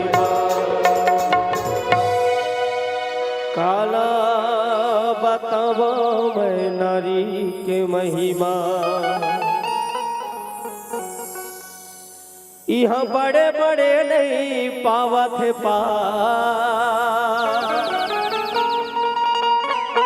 काला सुनावा मैं नारी के महिमा। बोल सत्य अनुसुईया मैया की राधे राधे।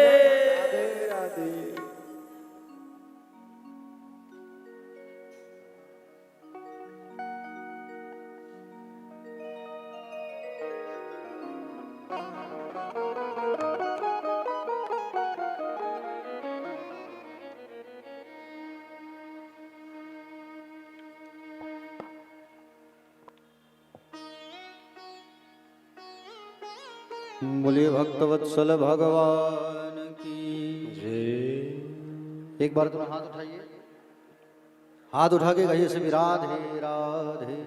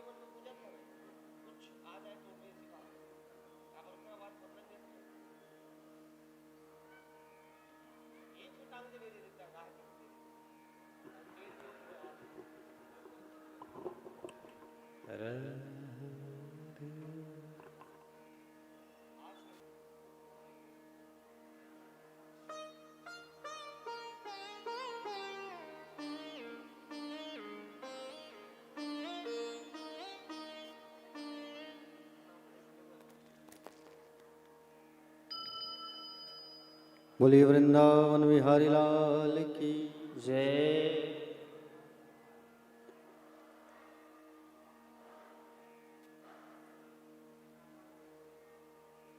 चलिए कथा में आ जाइए सभी। तो तीसरी जो कन्या थी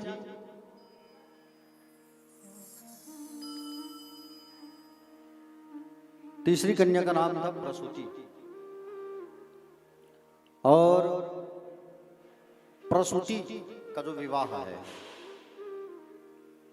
प्रसूति का जो विवाह है प्यारे, वो दक्ष प्रजापति के साथ में हुआ था। प्यारे भक्तजन, एक बार की बात है, सती मैया के जो पिता थे दक्ष प्रजापति, मनु महाराज की दो बेटियों की कथा आपने सुना। मनु महाराज की जो तीसरी कन्या, मनु महाराज की तीसरी कन्या का नाम था सती, तीसरी कन्या का नाम था प्रसूति। अब प्रसूति का जो विवाह है वो दक्ष प्रजापति के साथ पर हुआ था प्यारे। मनु महाराज की एक बेटी देवहूति की कथा सुने आप लोग। तीसरी कन्या जो थी उसका नाम था प्रसूति। प्रसूति का जो विवाह है वो किसके साथ हुआ था? दक्ष के साथ। दक्ष की 16 बेटियां, कितनी बेटियां थी? दक्ष की 16 बेटियां। 13 जो बेटियां थी उसका विवाह एक साथ धर्म के साथ किया गया था, धर्म। 14 नंबर की जो कन्या थी, 14 नंबर की जो कन्या, उसका नाम है स्वाहा, उसका विवाह किया अग्नि के साथ। अग्नि की पत्नी का नाम स्वाहा। तीसरा है स्वधा, स्वधा का विवाह पितृ देवताओं के साथ में किया गया। और सबसे छोटी कन्या थी जिसका नाम था सती। तो सती का जो विवाह है भगवान सूर्य के साथ में किया गया था प्यारे। शिव, सती का विवाह जो है शिव जी के साथ किया गया। सबसे छोटी थी और सबसे लाडली थी सती।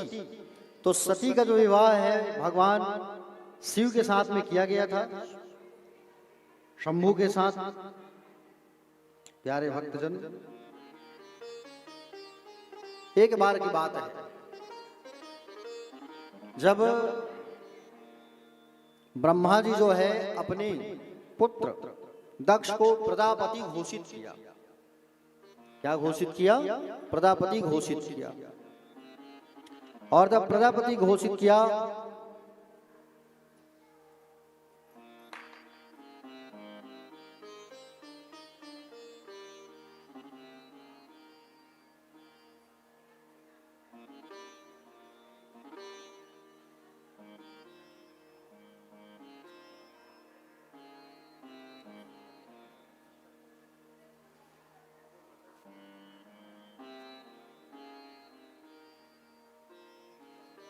वही नीचे ही चढ़ा दीजिए, नीचे से भगवान नीचे सामने लड्डू गोपाल जी।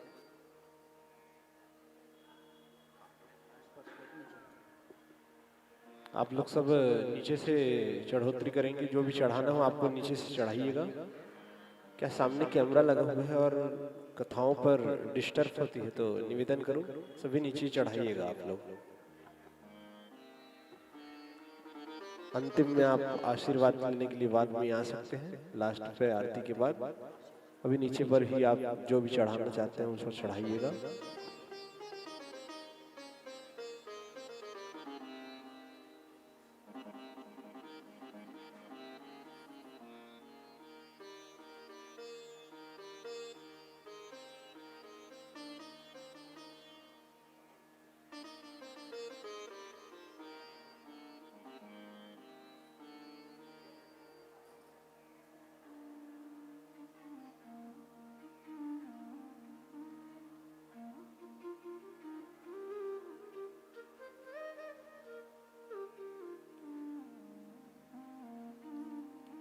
चलिए कथा में आ जाइए।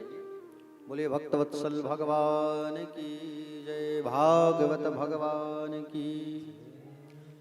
तो तीसरी कन्या प्रसूति का विवाह दक्ष के साथ हुआ। दक्ष की 16 कन्या, 16 कन्याओं में छोटी कन्या का विवाह भगवान शंकर के साथ हुआ।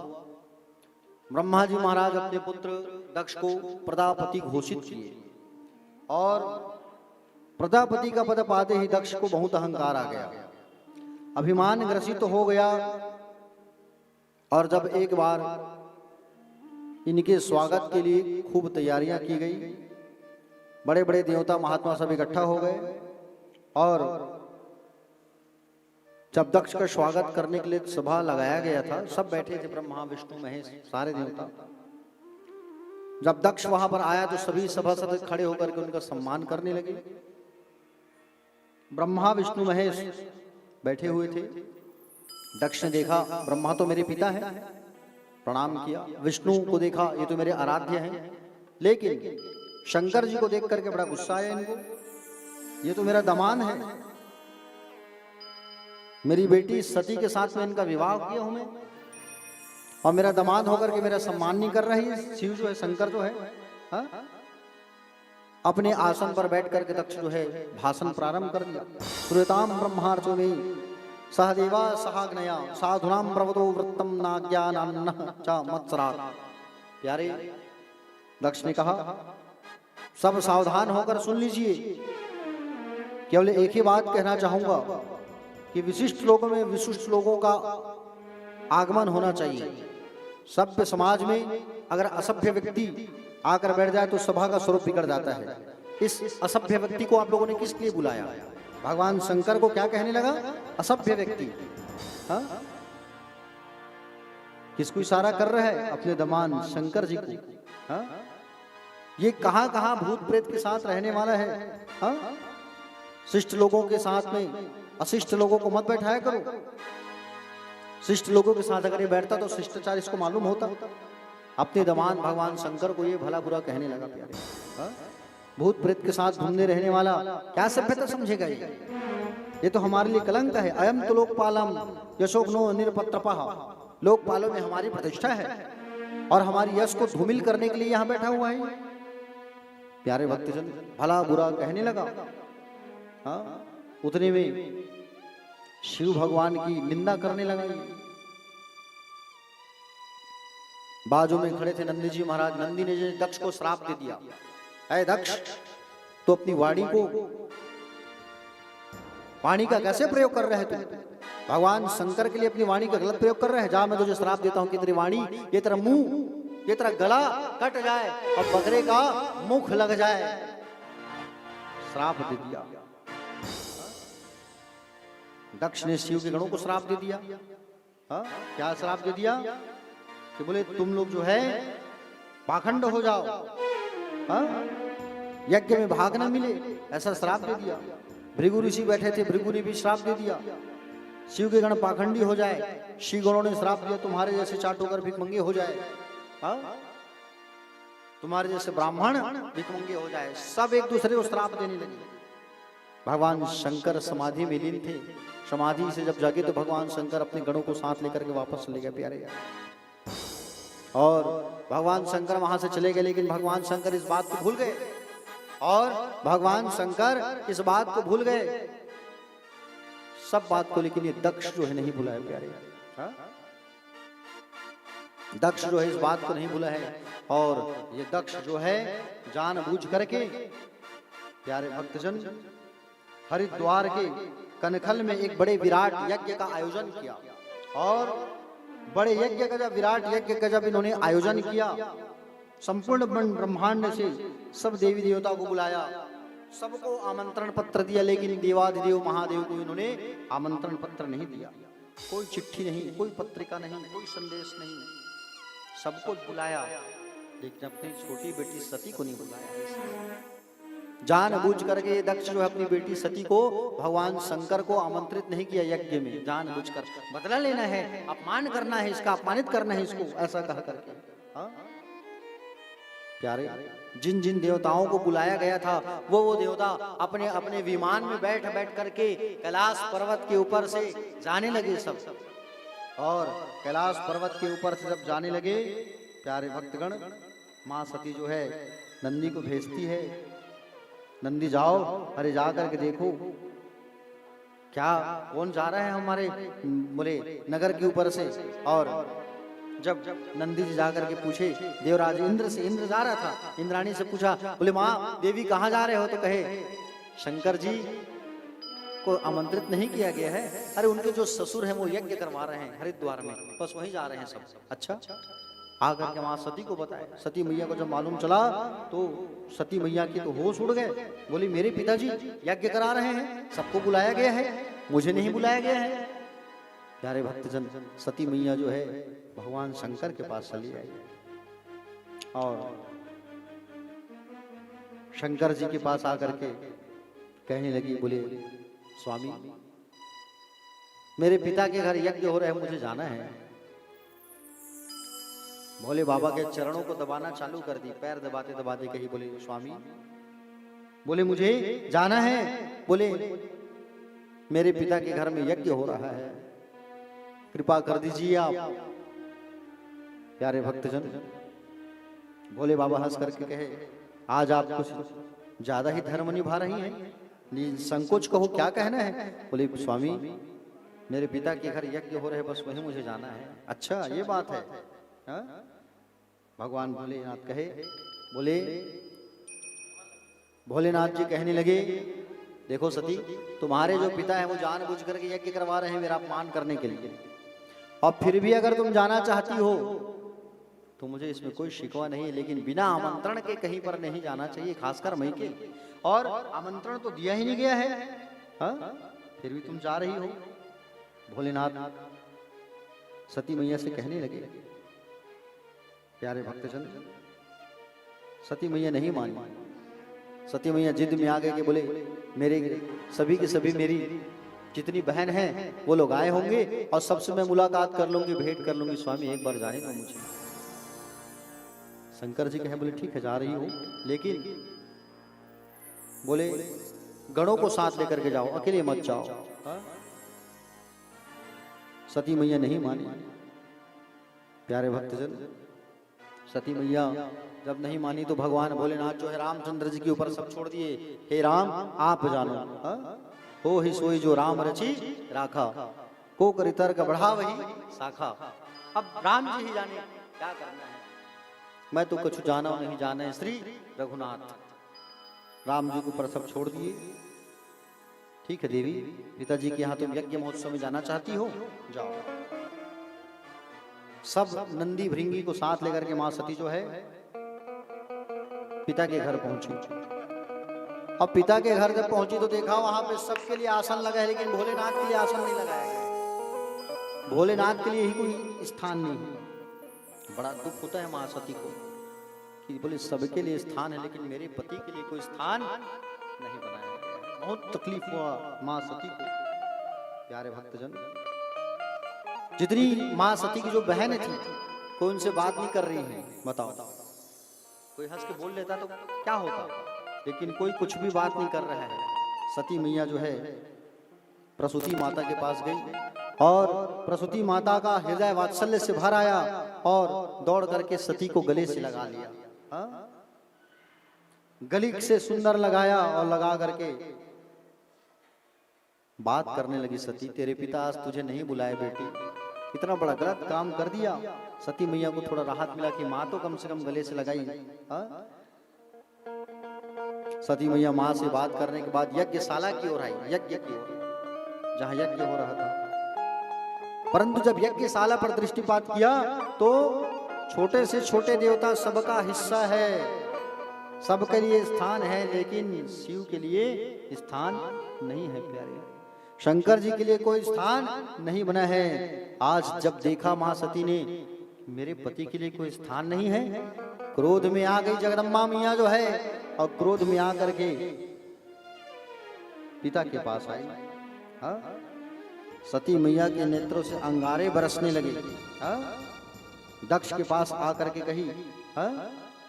ऐ मूढ़मती पिता, तुमने बोले क्या किया है? बोले तुमने सबको बुलाया है लेकिन मेरे पति को तुमने नहीं आमंत्रित किया। आपकी बुद्धि मारी गई है, मति मारी गई है आपकी। हाँ? अरे जिनके बिना तो कल्याण ही नहीं होता किसी का, शिव का अर्थ ही कल्याण है। हाँ? मानव मात्र का कल्याण करने वाले जगत पर केवल शिव ही है। शिव का अर्थ क्या है? शिव का मतलब होता है कल्याण, और शिव के बिना तो किसी का कल्याण हो ही नहीं सकता। हाँ? जिसकी वाणी से दो शब्द आ जाए शिव, दो अक्षर जिसके जीभ से निकल गया तो जीवन भर के पाप पल भर में भस्म हो जाते हैं, जो अपनी वाणी से केवल शिव कहते हैं। हाँ? सती जी कहती है कि बोले पिताजी, आज इस जीभ से ना तुम शिव का नाम ले रहे हो, ना ही उनके लिए स्थान रख रहे हो, काट के फेंक दो अपने जीभ को तुम। और आज आपकी मति इतनी मारी गई है कि मेरे पति के लिए कोई स्थान नहीं रखे हो, आप शिवद्रोही बन गए हो तुम। हाँ? अगर मैं यहाँ से जाऊंगी तो सब कहेंगे अपने पति की निंदा सुन के आई है, अगर मैं यहाँ रह गई तो सब कहेंगे पति को छोड़ करके यहाँ रह रही है। आज मैं सोच रही हूँ कि आज मैं अपने इस शरीर को कहीं नहीं रखूंगी, न यहाँ न वहाँ। आज मैंने अपने पति की बात नहीं मानी, अपने पति का अपमान करके मैं यहाँ चली आई। हाँ? मेरा ये तो शरीर उन्हीं के लिए उत्पन्न हुआ है और आज उनकी ही निंदा ये शरीर सुन रहा है, मैं इस शरीर को नष्ट कर दूंगी। प्यारे भक्तजन, सती मैया भगवान श्रीमन नारायण का ध्यान करके कहती है, बोली नारायण, जब जब इस संसार में आऊं पति के रूप में मुझे केवल और केवल भोलेनाथ को ही भेजना, भोलेनाथ ही मुझे पति के रूप में मिले। ऐसा कहा करके सती मैया अपने प्राणों का त्याग करती है, अग्नि का आवाहन करती है, और अग्नि का आवाहन करते उनके नाभि से धधकता हुआ अग्नि जो है प्राकट्य हो गया। और अग्नि जैसे प्राकट्य हुआ, प्यारे भक्तजन, अग्नि जो है धधकते धधकते जलना चालू हो गया, और अग्नि में पूरा मां सती का जो शरीर है वो जलना चालू हो गया। नंदी भृंगी सब टूट पड़े। तो यज्ञ कराने बैठे थे भृगु ऋषि, यज्ञ से बड़े बड़े गणों को, रिभुगण को पैदा कर दिया, और जितने रिभुगणे थे सब जा करके नंदी भृंगी के साथ युद्ध करने लगे। प्यारे, मां का शरीर पूरा जलने लगा। नारद जी गए कैलाश, और नारद जी भगवान शंकर के पास जाकर के शिव जी को पूरा विस्तार से कहानी बता दिए। भगवान भोलेनाथ क्रोध में आ गए, और क्रोध में आकर के बोले, आज यदि दक्ष बचा, आज अगर दक्ष बच रहा था तो केवल सती के नाते, और हमारी पत्नी सती का वहां पिता है, इसलिए दक्ष क्षमा का पात्र बन रहा था, लेकिन आज दक्ष को कोई नहीं बचा सकता। अब संबंध कैसा, जब उनकी पुत्री ही नहीं रही तो मेरा और उनसे संबंध कैसा? ऐसा कह करके क्रोध में आ गए भगवान, और जटा को उखाड़ करके भोलेनाथ जटा को उठा करके भड़क दिए। और जटा को उखाड़ करके जब पटके तो जटा से एक गण पैदा हो गया। हाँ? उसका नाम पड़ा वीरभद्र। भगवान के अंश रुद्र वीरभद्र का सुंदर आगमन हुआ। हाँ? और वीरभद्र को आदेश किया कि वीरभद्र जाओ और उस यज्ञ को तहस नहस कर दो। जाओ, जो हमारे गण मार खा रहे हैं उनकी रक्षा करो। जाओ, सारे लोगों को की रक्षा के लिए सुंदर वीरभद्र को भेजा गया प्यारे। और वीरभद्र जब आया उस स्थान पर मानो ऐसा लग रहा है कि बोले आंधियां तूफान सब एक साथ आ रही है। जो जो सामने आते गए सबको मारते गए। वीरभद्र जी सबको उठा उठा के कोई नहीं बचा। समझ रहे हो ना? वीरभद्र जो है सबको मारते गया। भृगु ऋषि सामने आया तो दाढ़ी उखाड़ के फेंक दिए। हाँ? प्यारे भक्तजन, उखा नाम के जो देवता थे उसके दांत तोड़ दिए। दक्ष सामने आया तो दक्ष के गर्दन को मरोड़ करके दक्ष की गर्दन को काट दिया और दक्ष की गर्दन को काट करके यज्ञ भूमि में डाल दिया। पूरे यज्ञ को तहस नहस कर दिया। अब सब क्या करें, कैसे करें? हाँ? सब लोग दौड़े दौड़े दौड़े दौड़े दौड़े दौड़े दौड़े दौड़े ब्रह्मा की शरण में गए। ब्रह्मा जी तो हंसने लगे पहले। हाँ? बिना विचारे जो करे सो पाछे पछताए। तुम लोगों ने जो किया वो गलत किया। अरे कम से कम भगवान शंकर को बुला लिया होता उस यज्ञ में। शिव के बिना हम अधूरे हैं, हमारे बिना शिव अधूरे हैं। हाँ? जहाँ शिव का अपमान हो जाए वहां हम कभी नहीं जाते। ना मैं जाऊंगा ना नारायण जाएंगे। हम सबको भगवान शंकर की शरण में जाना चाहिए। हाँ? सब लोग शंकर की शरण में गए और भगवान शंकर की शरण में जाकर के शंकर को मनाने लगे। बोले प्रभु मान जाओ आप। भगवान शंकर की प्रार्थना करने लगे। हाँ? और भगवान भोलेनाथ जी की सुंदर आराधना करने लगे। सारे के सारे देवता जा करके भोलेनाथ जी माने और मान करके जब वापस आए तो यज्ञ स्थल पर जब पहुंचे तब भगवान ने सबको ठीक ठाक किया। हाँ? भगवान शिव के पास अनुग्रह है। अनुग्रह नाम की जो दिव्य शक्ति है भगवान शंकर अपने पास रखे हैं। भृगु ऋषि से कहा जाओ, तुम्हारे शरीर में बकरे का दाढ़ ही लगेगा। भूखा को कहा जाओ तुम सत्तू घोल करके पियोगे। भग नाम के देवता जिनकी आंख फूटी थी कहे तुम मित्र की दृष्टि से सबको देखोगे। जाओ। दक्ष की बारी है तो दक्ष के लिए क्या कहा गया? जो नवजात शिशु अभी जन्म लिया होगा उसके सिर को ला करके जोड़ना। वो नवजात शिशु कौन था उस समय? एक बकरी जो है अपने बकरे को जन्म दे रही थी। तो बकरे के सिर को काट करके ला करके दक्ष के शरीर में जोड़ा गया और वो जीवित हो गया। सारा का सारा अपमान खत्म हो गया। दक्ष का अहंकार आके भगवान शंकर के चरणों में गिर पड़े और शंकर जी के चरणों में गिर पड़ करके क्षमा याचना मांगने लगे। बोले प्रभु मुझसे अपराध बहुत बड़ी हो गई, मुझसे गलती हो गई, प्रभु मुझे माफ कर दो। और जब क्षमा याचना मांगा तब भगवान जो है प्यारे प्रसन्न हो गए।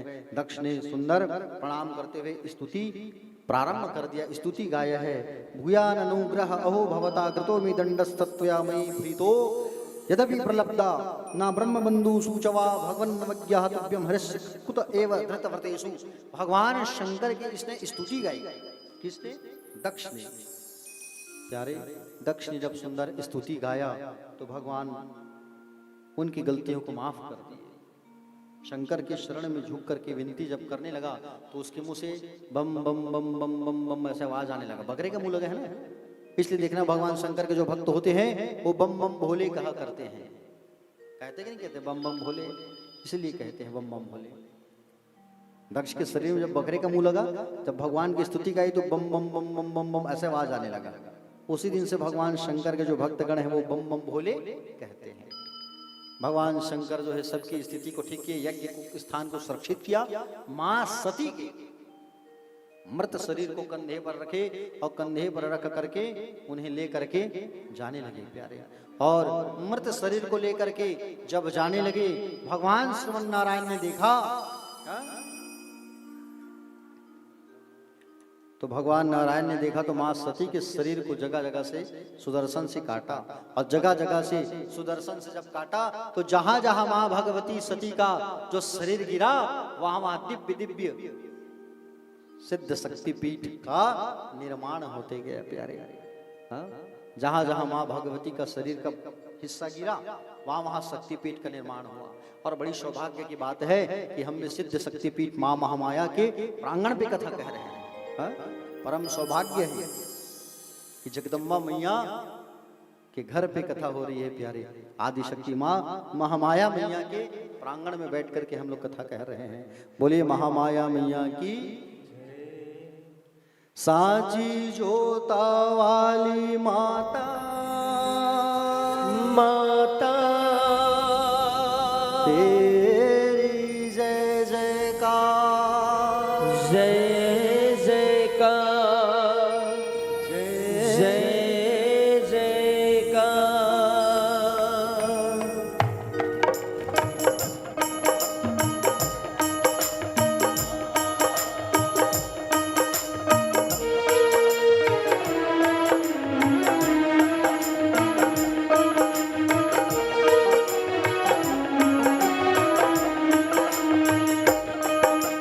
तूने मुझे बुलाया शेरा वालिए, मैं आया शेरा वाले। तूने मुझे बुलाया शेरा वाली, मैं आया शेरा वाली। ओ तूने मुझे बुलाया शेरा वाले, मैं आया शेरा वाले। तूने मुझे बुलाया शेरा वाली, मैं आया शेरा वाली। ओ जोता वाली पहाड़ा वाली ओ मेरा वाली। तूने मुझे बुलाया शेरा वाली, मैं आया शेरा वाली। तूने मुझे बुलाया शेरा वाली, जय हो। मैं आया शेरा वाली।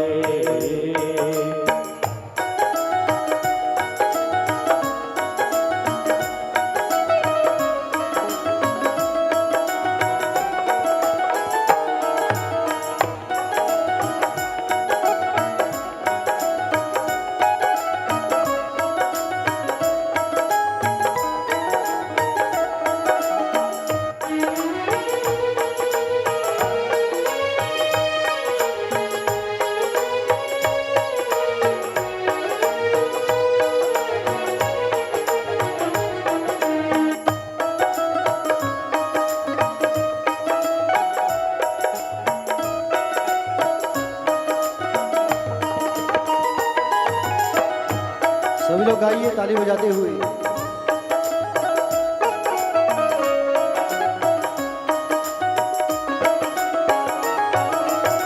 सारा जग है एक बंजारा, सारा जग है एक बंजारा, सबकी मंजिल तेरा द्वारा। सबकी मंजिल तेरा द्वारा। ऊंचे पर्वत लंबा रस्ता, ऊंचे पर्वत लंबा रस्ता, पर मैं रह ना पाया शेरा वाली। तूने मुझे बुलाया शेरा वाली। ओ तूने मुझे बुलाया शेरा वाली, मैं आया शेरा वाली।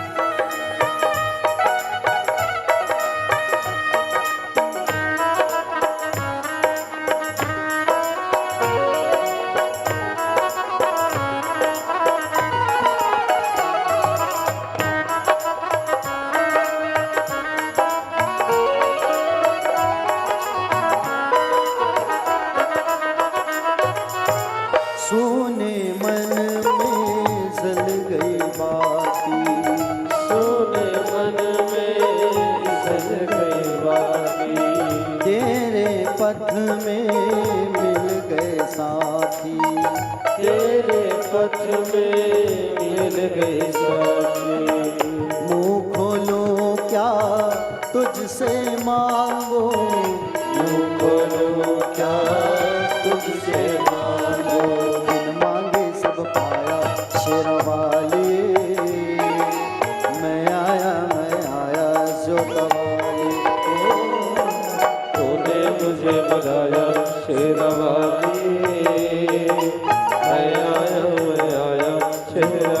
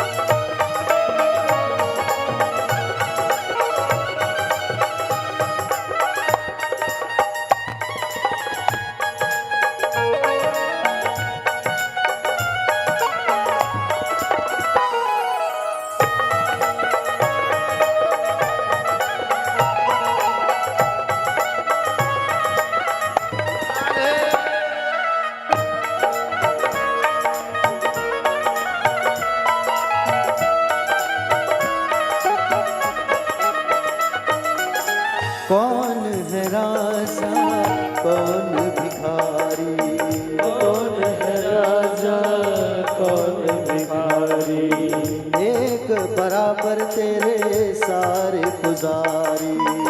एक बराबर तेरे सारे पुजारी।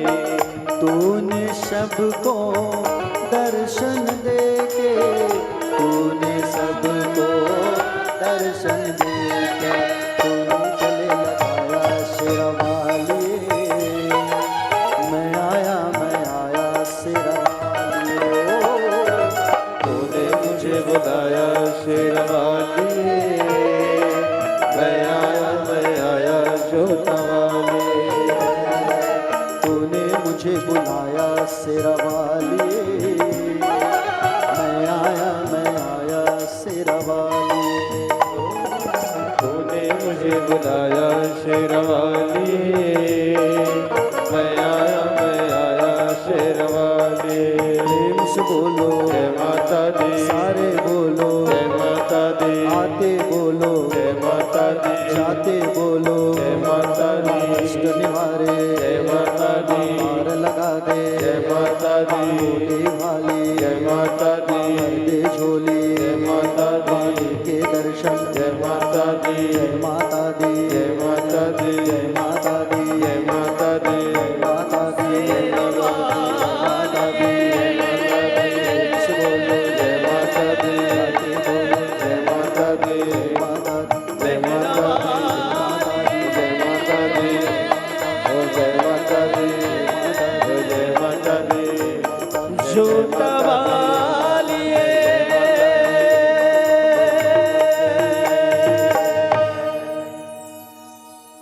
तूने मुझे बुलाया महामाया माँ,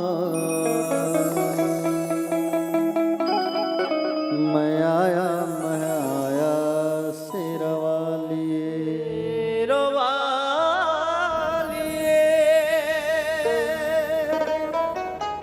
बोलिए महामाया मैया की जय। समलेश्वरी मैया की जय। तो प्यारे माँ सती का जो शरीर लग रहा है और मैया को सुंदर सजाया जा रहा है। शादी के लिए सब देवताओं को इनविटेशन कार्ड भेजा गया, सब चलो सबको बारात जाना है। और सब आए कैलाश, कैलाश आए तो सबको मालूम चल गया पहले हम लोग जाएंगे। सब देवता सज धज के आ गए। कोई दुल्हा को नहीं पूछ रहा है कि दुल्हा को भी तैयार करना है कि नहीं। सब शादी विवाह में सब जाते हैं तो सब अपने ही देखते हैं, बोले हम अच्छा दिखे, हमको देखे घर वाले, है कि नहीं। हम सज धज के जाएंगे, हमें ही लोग देखे, ऐसा कहते हैं। दुल्हा की परवाह नहीं, सब सज धज के पहले ही चले गए क्योंकि मालूम है सबको।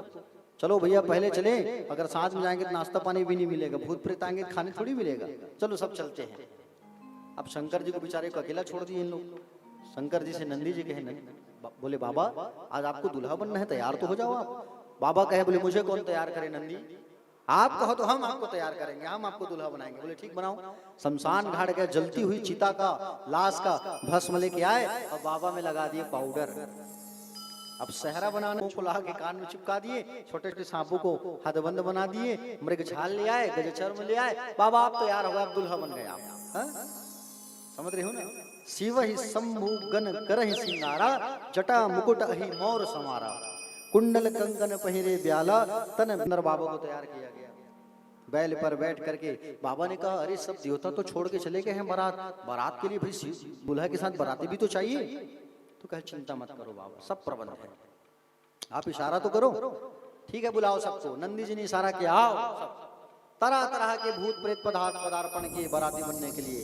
कोई लंगड़ा, कोई लूला, किसी का मुंडी नहीं, किसी का हाथ नहीं, किसी का पैर नहीं, सब बाराती बनने के लिए तैयार हो गए हैं। जगह जगह से भूत प्रेत आए हैं। उसको चक्कर आ गया। होश में जब आए तो होश में जब आए तब कहे कि बोले नारद जी से लड़ाई करने लगी मैया। नारद जी बताओ, बोले क्या बिगाड़ा था मेरी बेटी ने, जो तुम जो है मेरी बेटी के घर को उजाड़ दिए। तो सब लोगों ने प्रार्थना किया कि बोले बाबा आप अपने असली स्वरूप में आओ। तब बाबा अपने असली स्वरूप में आए, सुंदर दूल्हा बन गए और अब बाबा की शादी होने वाली है। बोलो भोलेनाथ भगवान की जय हो।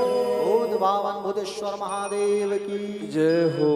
आइए अब विवाह के आगे बढ़ते हैं। समय को देखते हुए पार्वती मैया को ले आइए और सुंदर पार्वती मैया और भोले बाबा को सुंदर ले आइए और विवाह की तैयारियां करते हैं। आइए छोटा सा विवाह का आनंद लेते हैं, फिर आरती करेंगे।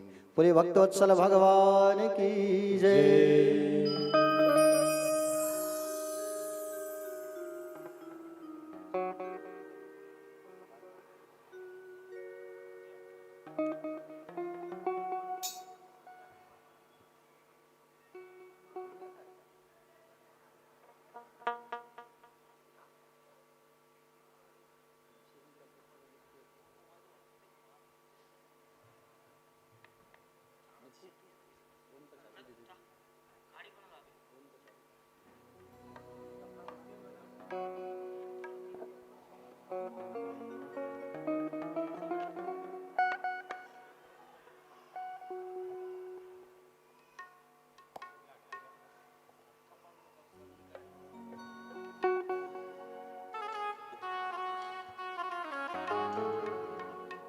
बोल शंकर भगवान की जय।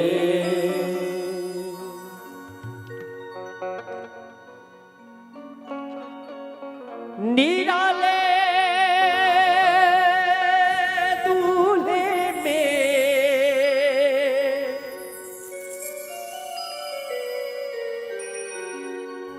मत वाले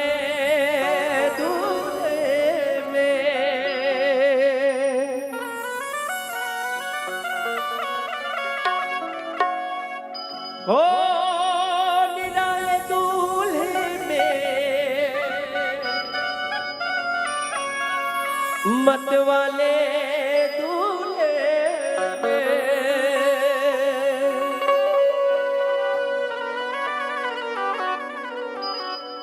अरे सजे रहे भोले बाबा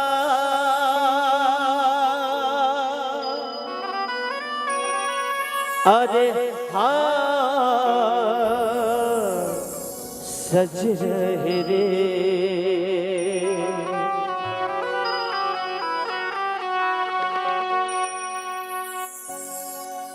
सजे रहे भोले बाबा दूल्हे दूल्हे सजे रहे भोले बाबा निराले दूल्हे में। सजे रहे भोले बाबा निराले दूल्हे में। सजे रहे भोले बाबा निराले दूल्हे में। निराले दूल्हे में मत वाले दूल्हे में। निराले दूल्हे में मत वाले दूल्हे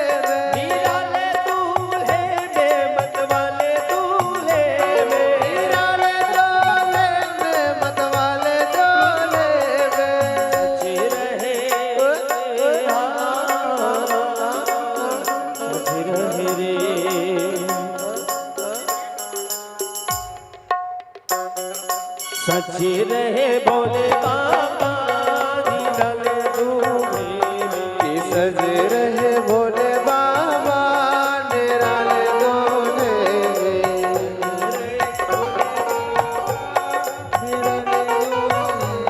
हर देखो भोले बाबा की अजब है बात। देखो भोले बाबा की अजब है बात।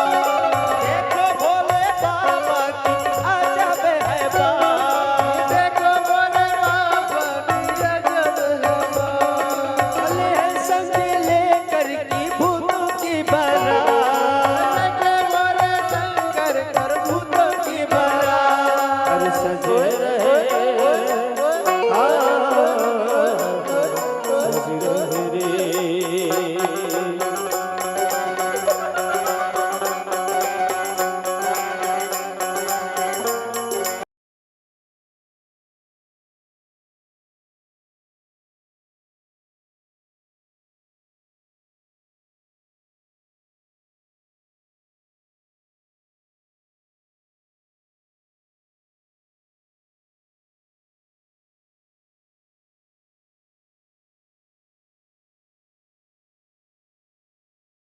बाबा निराले दूल्हे कि में। सजे रहे भोले बाबा निराले दूल्हे में।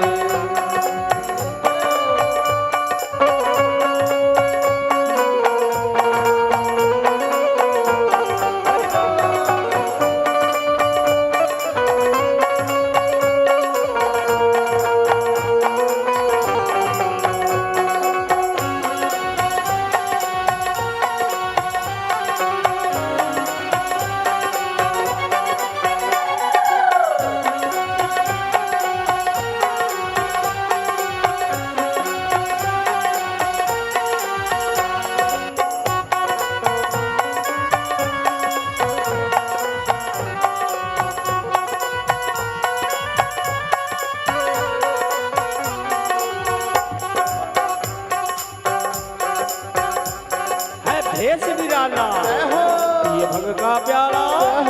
सर जटा चढ़ाए तन भस्म रंगाए ओढ़ी मृग छाला गले नाग की माला। ऐसी जब गंगा मस्तक पे चंदा तेरे डमरू साजे त्रिशूल विराजे।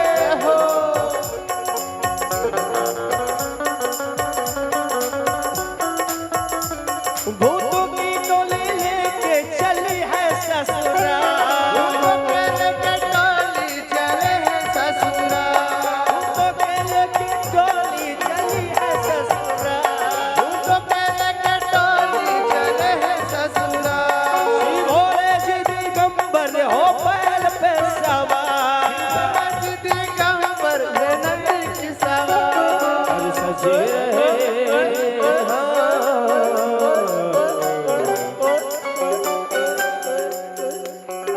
सजे रहे बाबा।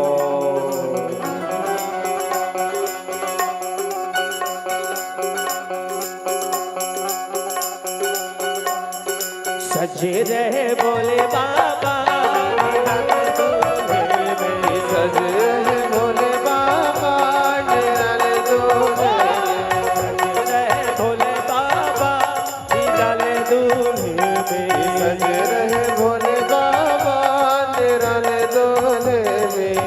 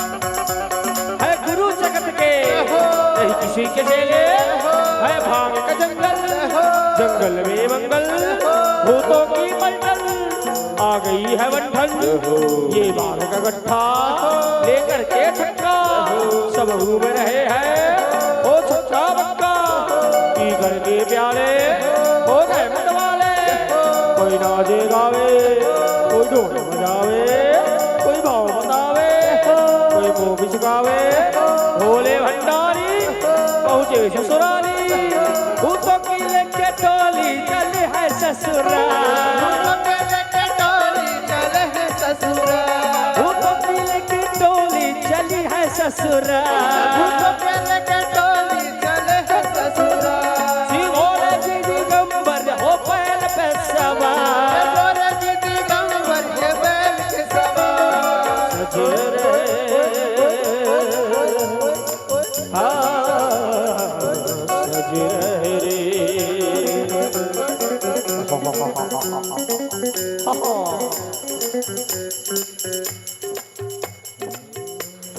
सजे रहे सजे रहे रे सजे रहे भोले बाबा,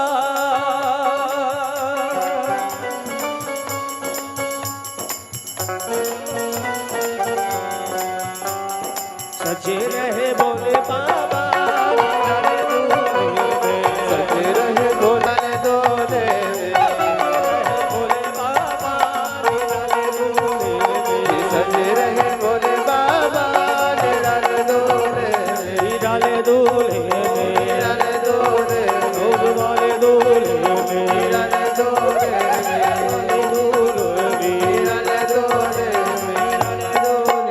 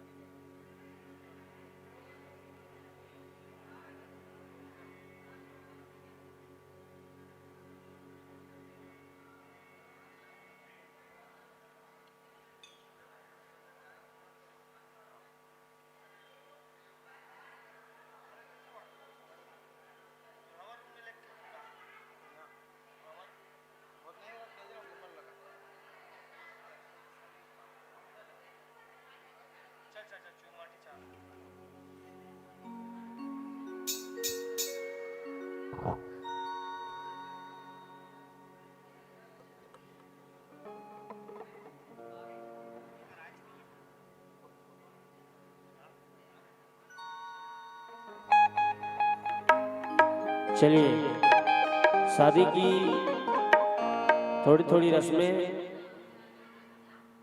की झलकियाँ आइए। सबसे पहले चुरमाटी जाइएगा, चुरमाटी से आकर मंडप सजाइएगा, मंडप सजा करके तेल हल्दी चढ़ा रहे हैं आपको, तेल हल्दी चढ़ा के मैन नाच रहे हैं, चिकट बोलते हैं उसको छत्तीसगढ़ी में, हल्दी लगाना क्या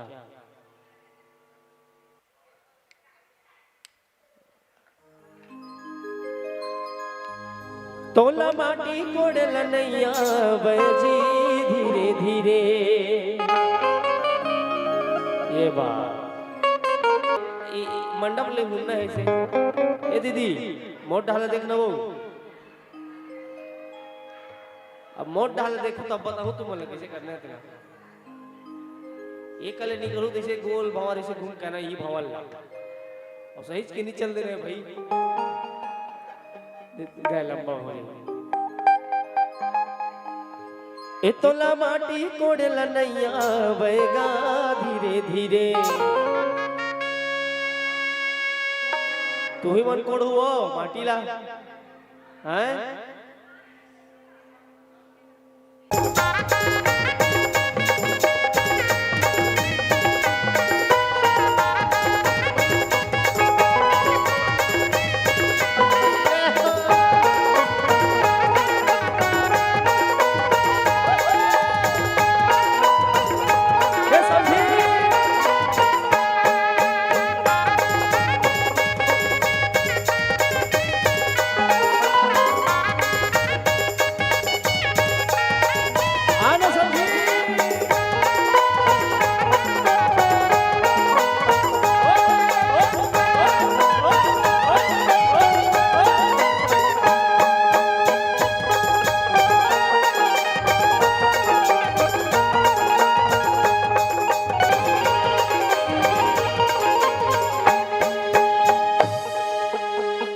चलो अब बढ़िया मंडप ला सजा ले, ओकर बाद हल्दी मिर्चा चढ़ा ले, है नी।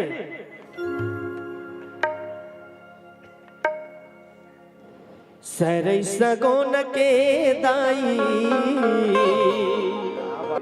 औ मड़वा छावैले वो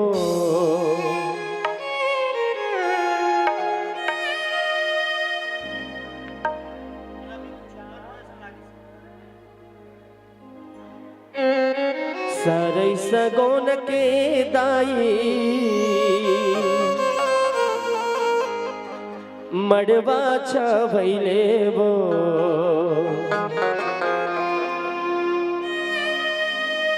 डारा डुमरेला सजा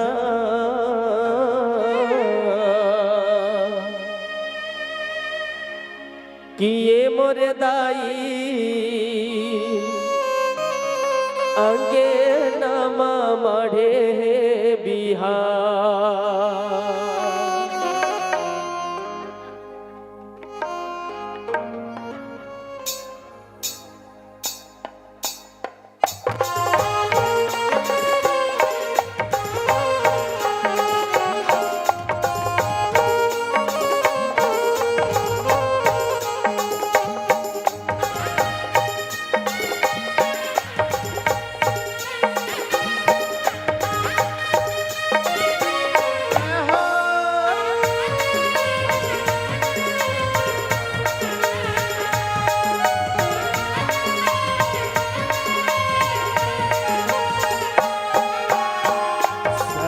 सगोन के मैया करन देवाले वो सरई सगोन के दाई मड़वा सजले वो डारा तुम्हारे ला लगा डारा तुम्हारे ला लगा ये मोरे दाई बेटा के मोरे बाढ़े है बिहार। ये मोरे दाई बेटा के बाढ़े है बिहार।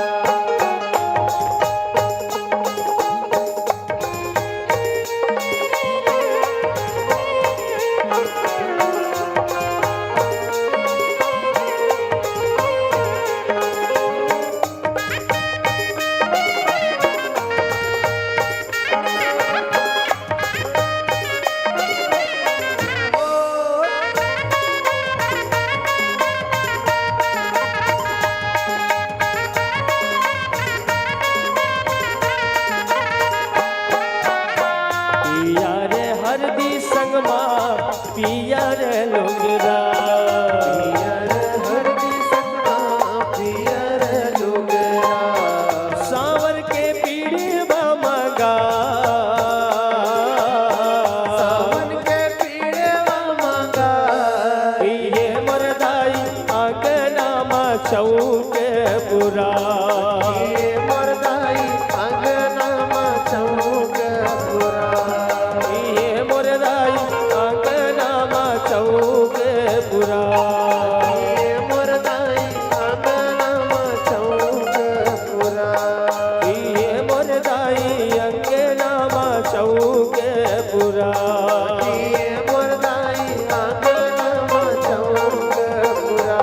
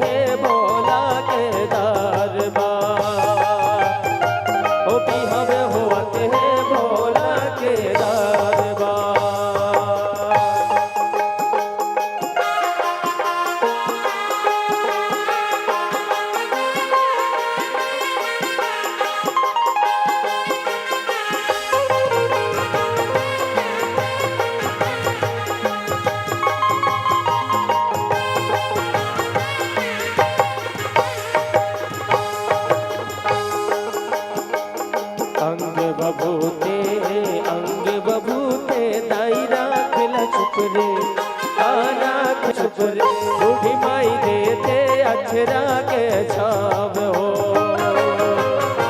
ओ बूढ़ी माई देते अक्षरा के छाव हो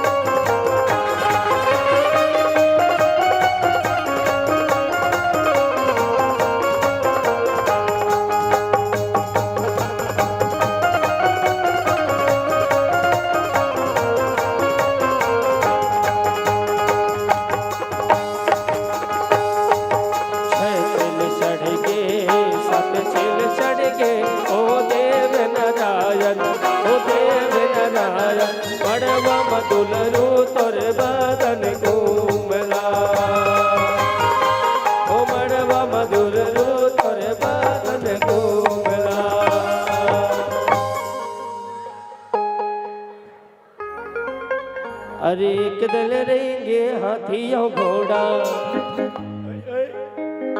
एक दल रहेंगे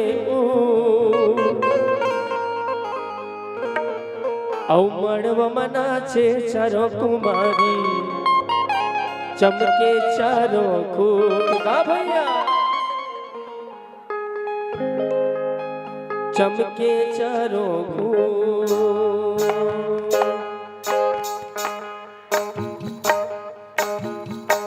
एक दल लेंगे हाथी और घोड़ा एक दल लेंगे हाँ भैया एक दल लेंगे मड़व मनाचे चारों कुमारी चमके चारों को हाँ भैया चमके चारों को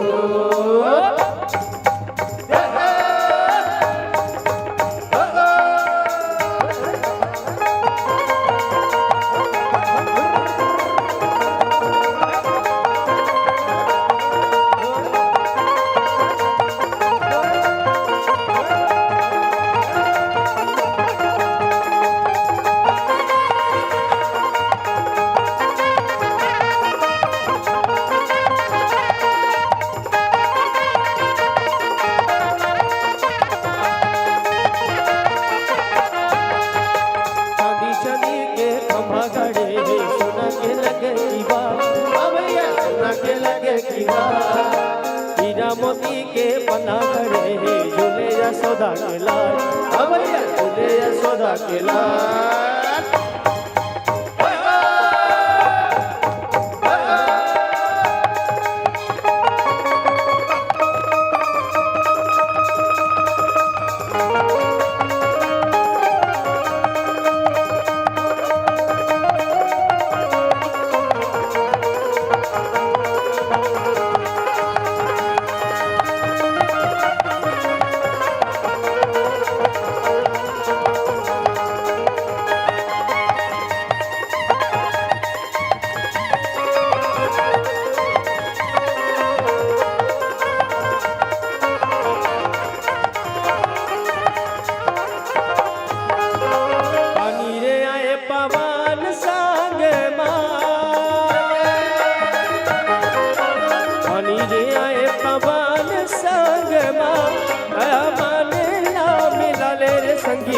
हमार संगमा काने गोला गुजार के आना गुजार के आना काया गुलजी हमार पारा काने गोला गुजार के आना घुमार के आना काया फुलपति हमार पारा काने गोला गुजार के आना।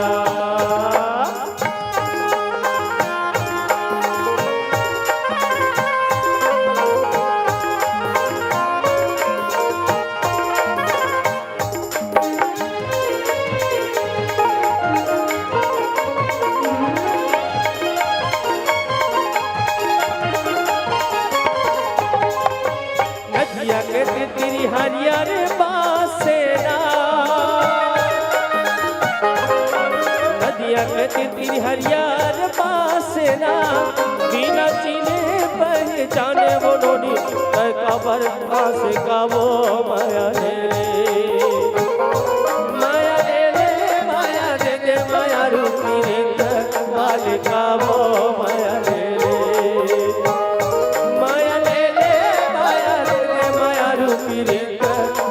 का वो माया ले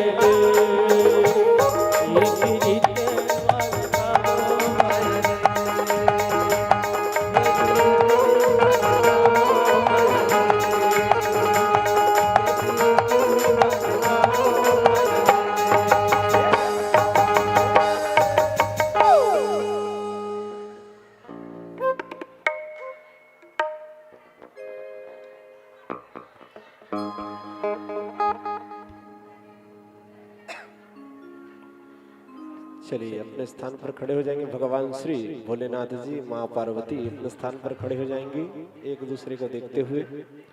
आइए वरमाला की ओर प्रस्थान करते हैं।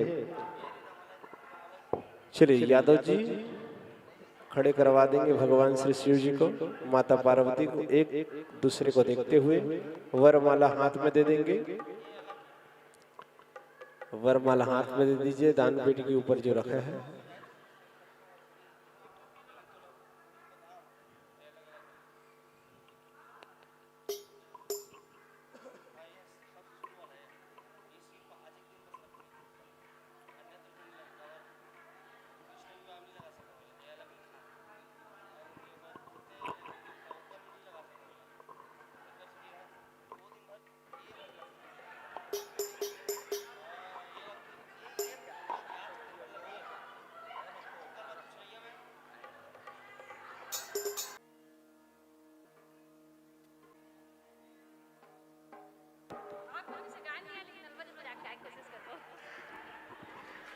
हेलो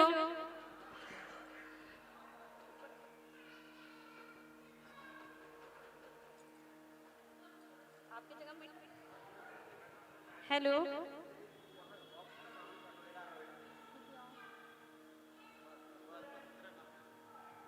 हेलो हेलो नजदीक में आवाज है गुंजी महाराज।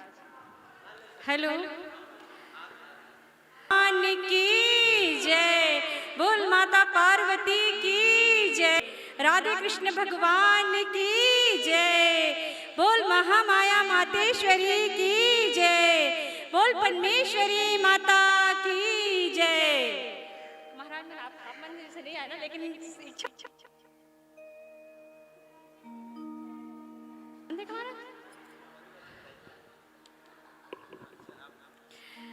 राजा है मंचल अब जिद छोड़ो मान लो मेरी बात गौरा तो जाएगी भोले बाबा के साथ गौरा तो जाएगी भोले बाबा के साथ।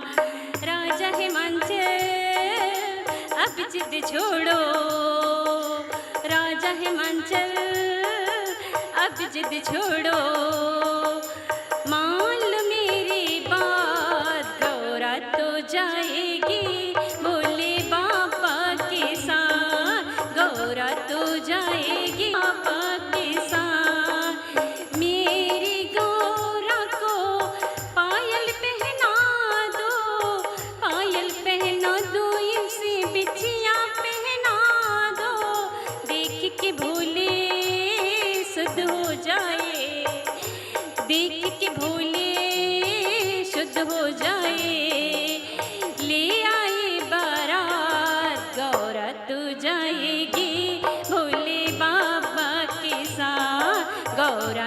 जाएगी भोले बाबा के साथ। मेरी गौरा को चूड़ी पहना दो, चूड़ी पहना दो, इसे कंगना पहना दो। देख के भोले सुध हो जाए, देख के भोले सुध हो जाए। ले आए बारात गौरा तो जाएगी भोले बाबा के साथ, गौरा तो जाएगी भोले बाबा के साथ। मेरी गौरा को बिंदिया पहना दो, बिंदिया पहना दो, उसे बिंदी लगा दो। देख के भोले सुध हो जाए, देख के भोले सुध हो जाए। ले आए बारात गौरा तो जाएगी भोले बाबा की शान, गौरा तो जाएगी भोले बाबा के साथ। बोल शिव शंकर भगवान की जय, बोल राधा कृष्ण भगवान की जय, हर हर महादेव की जय। ये माता जी जो गीत को गाई है उसी को फिर से गाते हैं एक बार, ठीक है? और सब नृत्य करना, फिर आरती करेंगे। बोले भूत भावन भगवान की जय हो। सुनो हिमाचल अब जिद छोड़ो, सुनो हिमाचल अब जिद छोड़ो, मान लो मेरी बात, गौरा तो जाएगी भोले बाबा के साथ, गौरा तो जाएगी भोले बाबा के साथ, गौरा तो जाएगी भोले बाबा के साथ, गौरा तो जाएगी भोले बाबा के साथ। सुनो हिमाचल अब जिद छोड़ो, सुनो हिमाचल अब जिद छोड़ो, सुनो हिमाचल अब जिद छोड़ो, मान मेरी बात, गौरा तो जाएगी भोले बाबा के साथ, गौरा तो जाएगी भोले बाबा के साथ।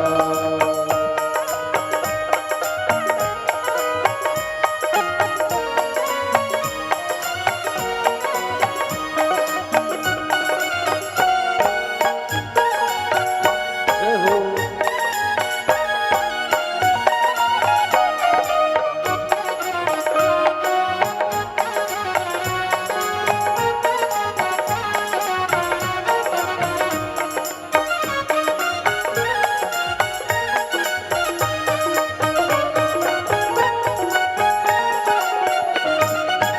माथे गौरा के बिंदिया बिराजे, बालों में देखो गजरा भी साजे।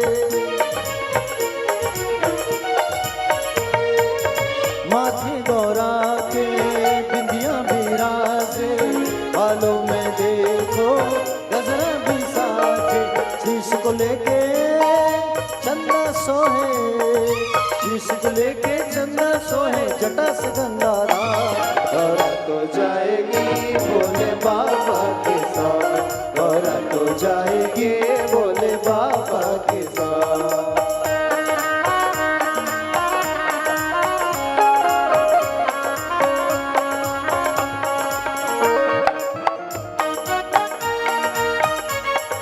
जय हो।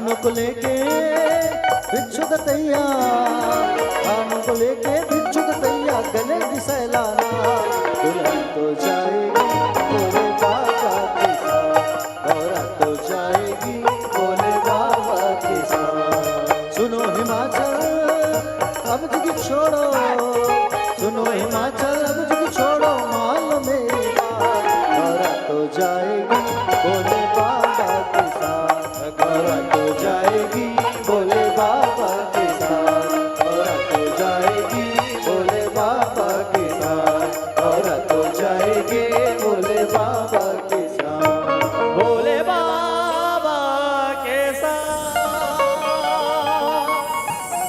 चलिए सभी खड़े हो जाइए आरती के लिए। सभी भक्त खड़े हो जाइए अपने अपने स्थान में।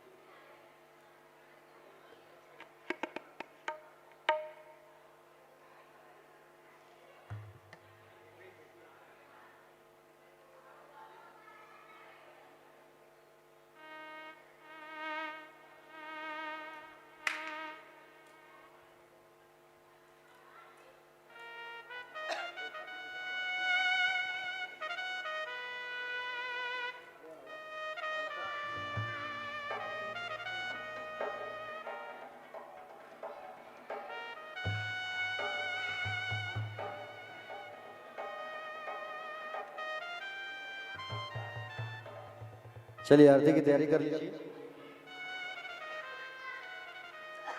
राधा जय श्री कृष्ण। राधे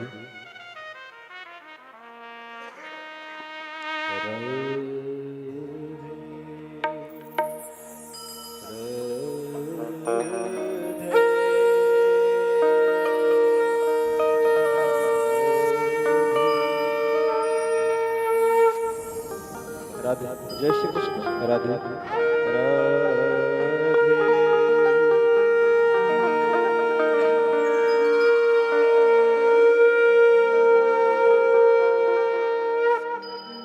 राधे राधे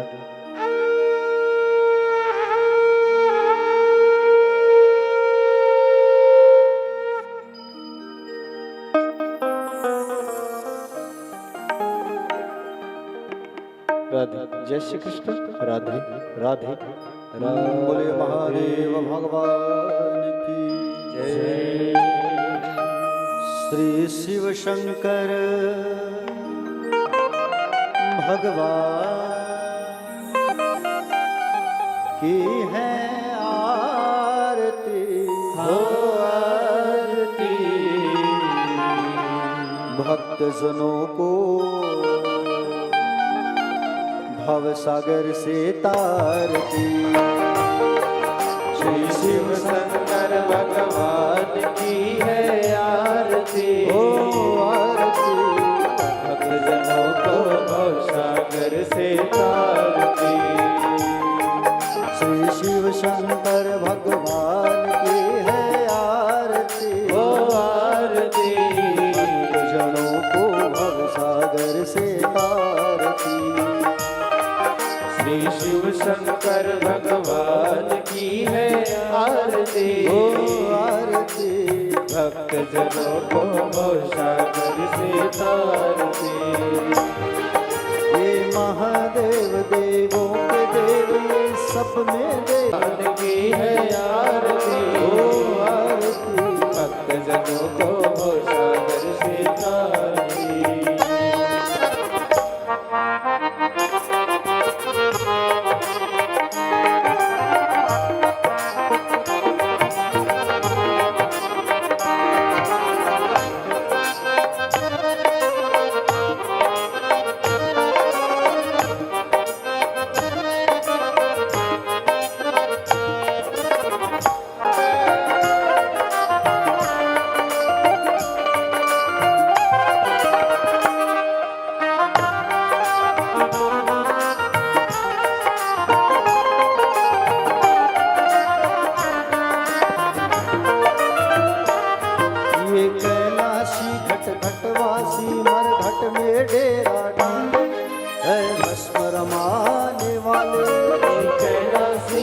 घटवासी हर घट में डेरा डाले भस्म रमाने वाले। ये कैलाशी घट घटवासी हर घट में डेरा डाले है भस्म रमाने वाले। ये कैलाशी घट घटवासी हर घट में डेरा डाले भस्म रमाने वाले। ये महादेव देवों के देव, महादेव देवों के देव, ये महादेव देवों के देव, हरे महादेव देवों के देव। तांडवधारी की आरती जनों को भवसागर से श्री शिव शंकर भगवान की है आरती। भक्त जनों को भवसागर से तारती।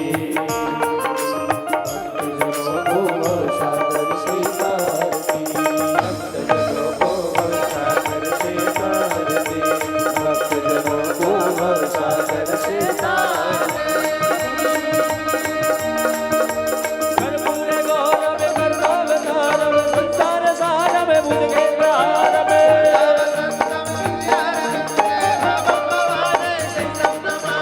बंदा